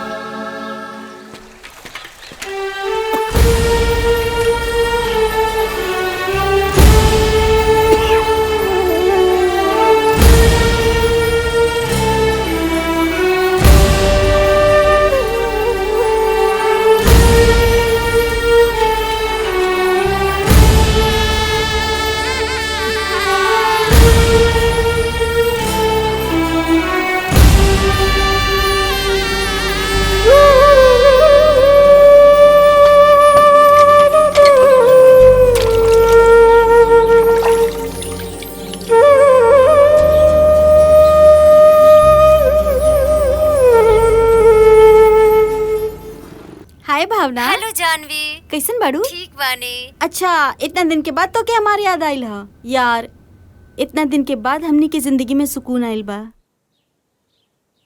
मतलब गांव छोड़ के शहर में लेके आइल बानी। बीजी बताओ। इतना परेशान कर देले बा लोग पैसा खातिर कि का बताई। केकरा से बात होता हो? अरे कोई ना, हमार सहेली बिया। ठीक बा भावना, हम तोरा के फोन करता नहीं। ठीक बा, बाय। का बात बा? रउआ आज जल्दी आ गई नी, लेकिन कुछ उदास लगा तानी। का बात बा बाबूजी? फोन तो कहनी हा, लेकिन फोने नहीं उठावत।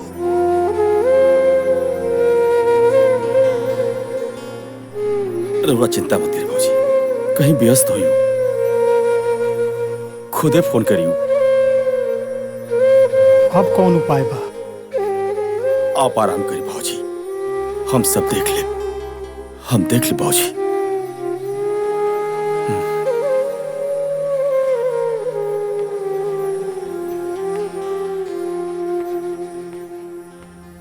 पता नहीं का है, आज माई बाबू का बहुत याद आवता हमारा के। एगो काम करा, तैयारी करा, हमरा के भैया भाभी से और सबसे मिले के बाद आज सबके हो के याद आवता। ए जी, एगो बात कही। उ दिन दीदी खातिर साड़ी ना ले रानी, उ लेके चली का? दीदी के बहुत अच्छा लगी। का बात बा? आजकल फैमिली के बारे में बड़ा सोचता रो। ए जी, हम कबो न चाहत रानी कि हमार फैमिली से कोनो दुश्मनी रहे। बस हम तो ई चाहत रानी राउर 2 पैसा बचे, और हम का दुनिया के केहू भी पत्नी ये चाहे कि ओकर पति के 2 पैसा बचे। कितना समझदार हो गई बाड़ी हमार मेहरारू। चली खाना खा ली।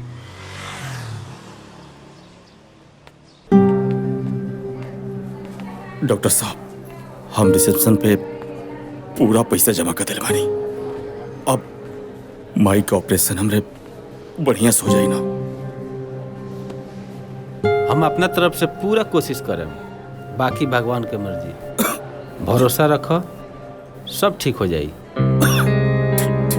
तू ठीक बाड़ा ना? हाँ ठीक बनी। अपन ख्याल रखिए।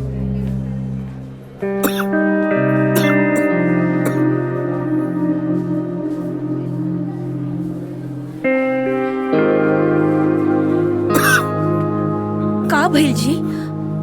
डॉक्टर साहब ऑपरेशन करता नहीं, बस सब ठीक हो जाई।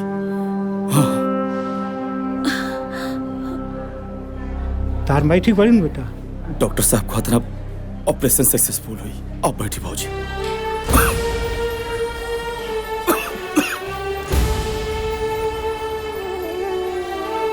हमरा बहुत डर लगा था, न जाने अब का होई।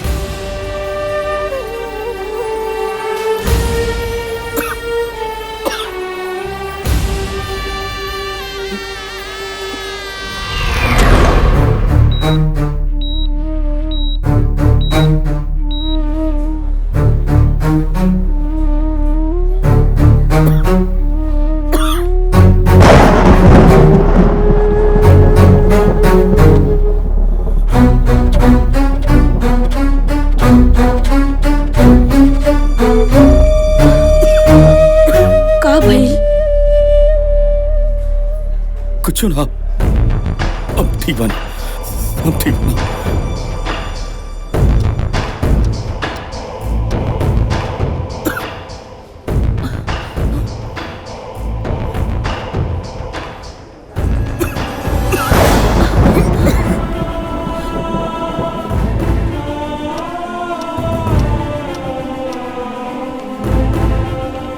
शंभू, बहुत बड़ा खुशखबरी बा। माँ जी के ऑपरेशन कामयाब हो गए। भगवान तो प्रार्थना सुन लेना। ऑपरेशन कामयाब हो गए। अरे शंभू, ठीक बाड़ा नु? ठीक बाड़ा नु? भाई ठीक हो जाए। बाबूजी, हाँ सब ठीक हो भाई ठीक हो जाए।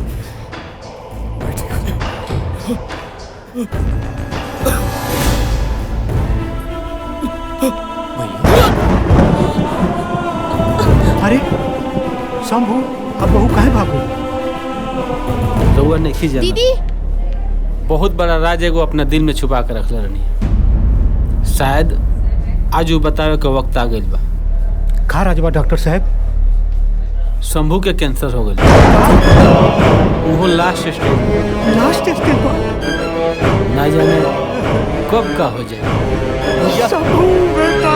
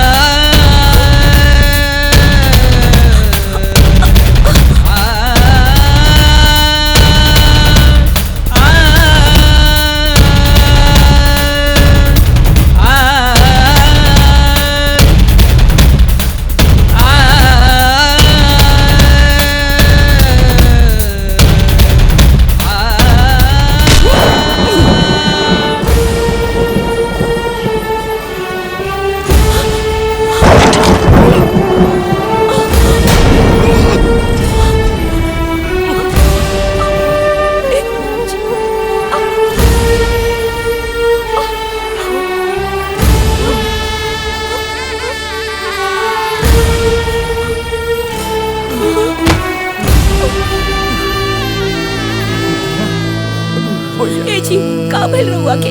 बोली ना, का भइल? भैया, भैया का भइल तारा के? भैया के का हो गई? का भइल दीदी? इतना बड़ा बीमारी के छुपा के हमरा के गैर बना देला बेटा, गैर बना देला। अरे बेटा, तू हमरा से बतौले रहता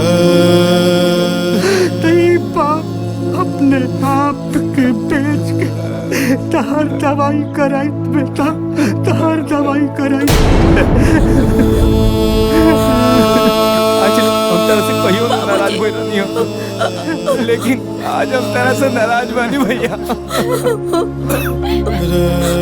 आखिर तू हमारे के सपनेला बना ही देला भैया। इतना बड़ बात छुपा के रखला।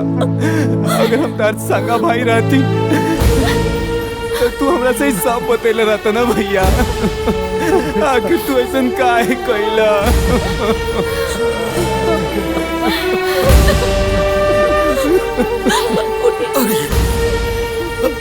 ऐसा मत।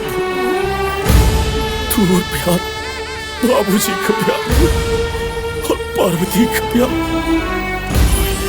ये तो हमारे जीने का आधार रहा है पगला। ना तो हम तो कब का मर गिल्ला थी लगा था कि हमारे तो साथ बाबूजी देखिए ना, ये का दानी इनका क्या हॉस्पिटल ले चली बाबूजी।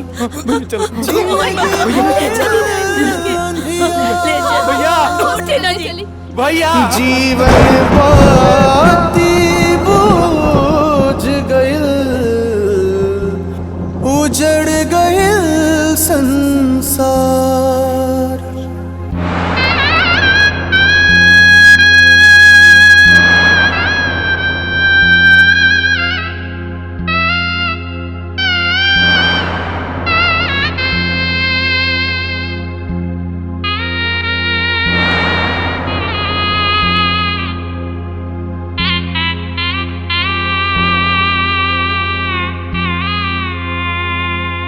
सैया जी काहे हमार बोलत नहीं की, बरसता नैना लोरवा पोछत नहीं की।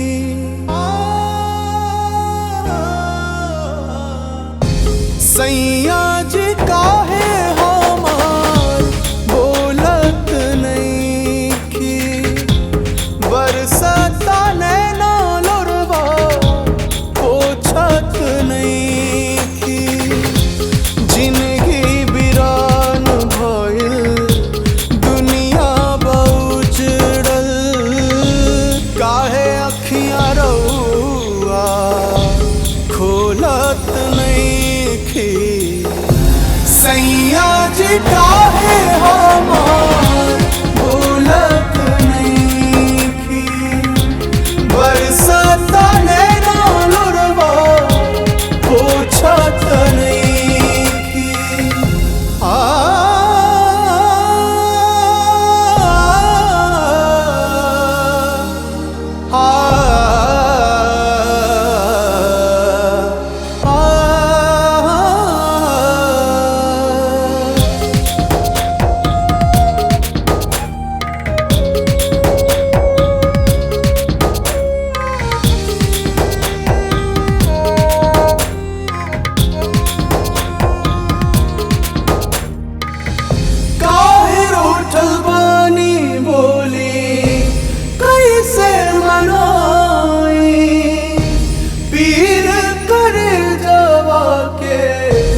कैसे दिखाई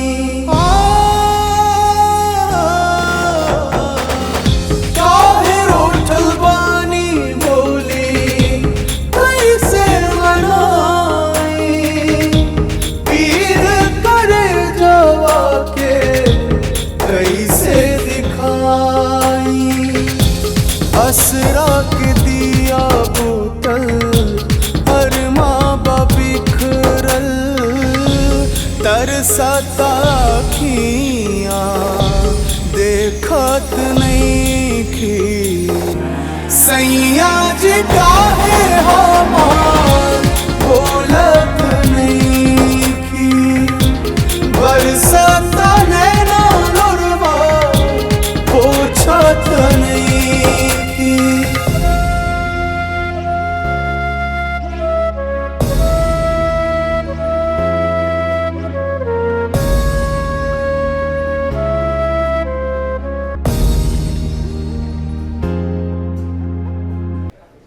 माँ जी आराम करी रहुआ, रहुआ उठी मत। डॉक्टर साहब हम ठीक हो जाए नो? हाँ माँ जी, रहुआ बिल्कुल ठीक हो जाए। राउर ऑपरेशन सही सलामत हो गइल बा। ई सब रहुआ बेटा के प्रयास के वजह से संभव भइला। हम जानत तनी कि हमार मझिला बेटा हमरा के ना छोड़े। हमार मझिला बेटा नु ऑपरेशन करौले है। कहाँ बा हमार डॉक्टर साहब? हमार मझिला बेटा कहाँ माँ बा? जी अभी भी रहुआ आँख से पर्दा ना हट। राउर मझिला बेटा ऑपरेशन तो दूर रहुआ के देखे तक ना आइल।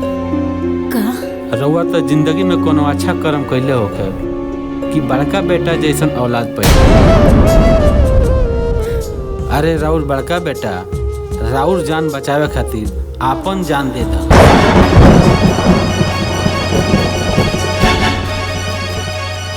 रहुआ तो पहले से ही आप कैंसर के इलाज करवा रहे हैं। माँ जी के ऑपरेशन खातिर इतना सारा 5 लाख रुपया रहुआ कहाँ से लेके आए? आप चिंता मत करिए डॉक्टर साहब, हम अपन कैंसर के इलाज छोड़ दें, लेकिन माई का हम इलाज जरूर कराएं। कहीं से भी इकट्ठा करे पड़े पैसा हम जरूर कराएं।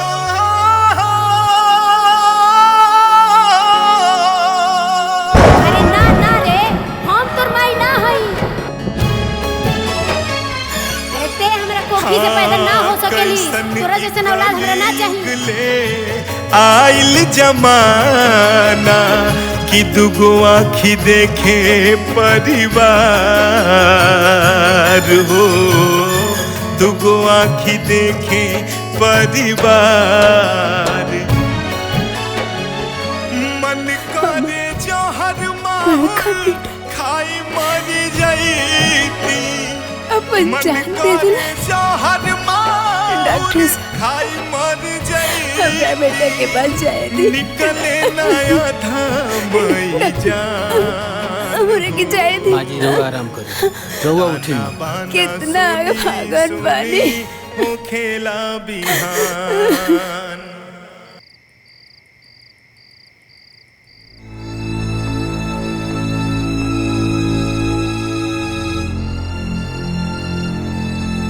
माई रुक जा ये सन। देख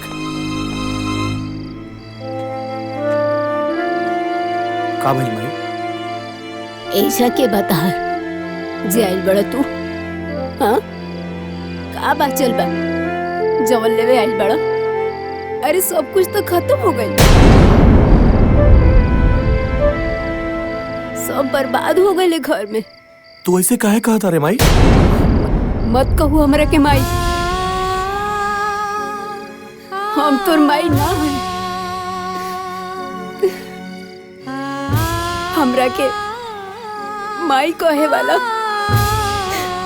हमरा के माई समझे वाला जब समूह लेके तो तोहनी के कोनो जरूरत नहीं है। हमरा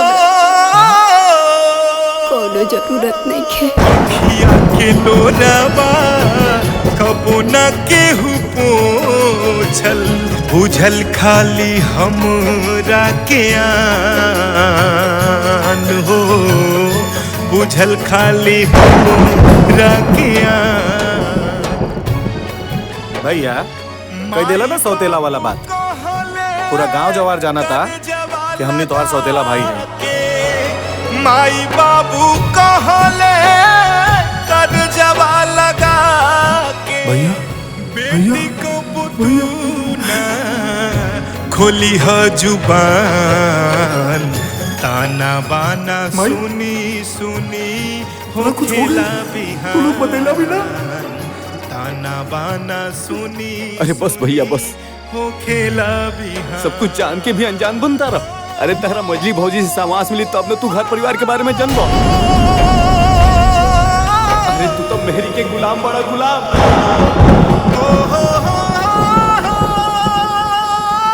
तोरा मेहरारू के लगे इतना बार फोन कैनी, लेकिन तोर मेहरारू ना उठौलस। हाँ भैया, हमनी के तरह से बहुत बात करके कोशिश करी, बहुत फोन लगौनी, मगर ये मजली भौजी तरह से बातें ना करे दी। हमरा के सब समझ में आ गए। अरे हम तो वो अभागा बानी कि जे अपने भाई के प्यार भी ना समझ पाईनी। ए जी कि हमारी पत्नी बस यह चाहेली कि ओकर पति के कुछ पैसा बचे। अरे तोरा के पैसा चाहिए ना रे, ये ले पैसा।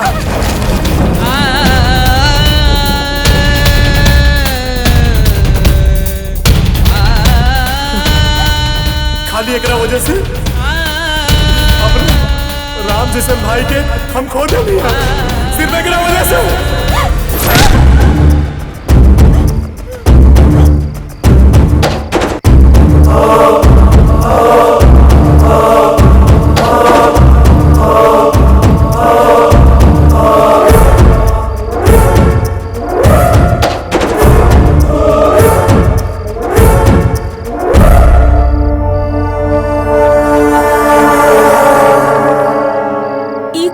तानी बबुआ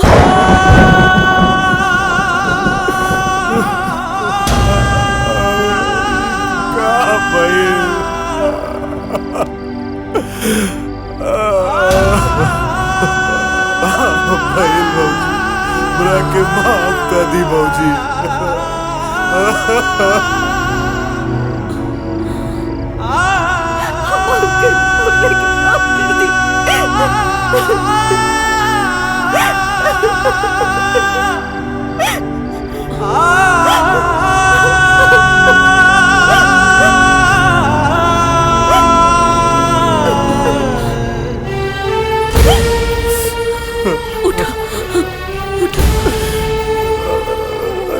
से कहो दीदी, हमारे एक छोटी गलती की वजह से एक पूरा परिवार में कर गई। माफ कर दे दीदी। बबुआ जौन होके के रहे वो तो हो गई। देखिए ना माँ जी के का हाल बना के रख ले बानी। हे माई, हमरा के माफ कर दे माई। बेटा माँ जी माफ कर देना ये लोग के। माँ जी माफ कर दी। हमरा के माफ कर दे रे माई। हम के हैं माफ करे वाला? हम तो भगवान से ये कहब कि हर घर में ऐसा ने बहू आवे। बबुआ तुम्हार भैया हमेशा चाहत रहलन कि ये परिवार हमेशा सुखी रहे और ये जहाँ भी हुई है बहुत खुश हुई है।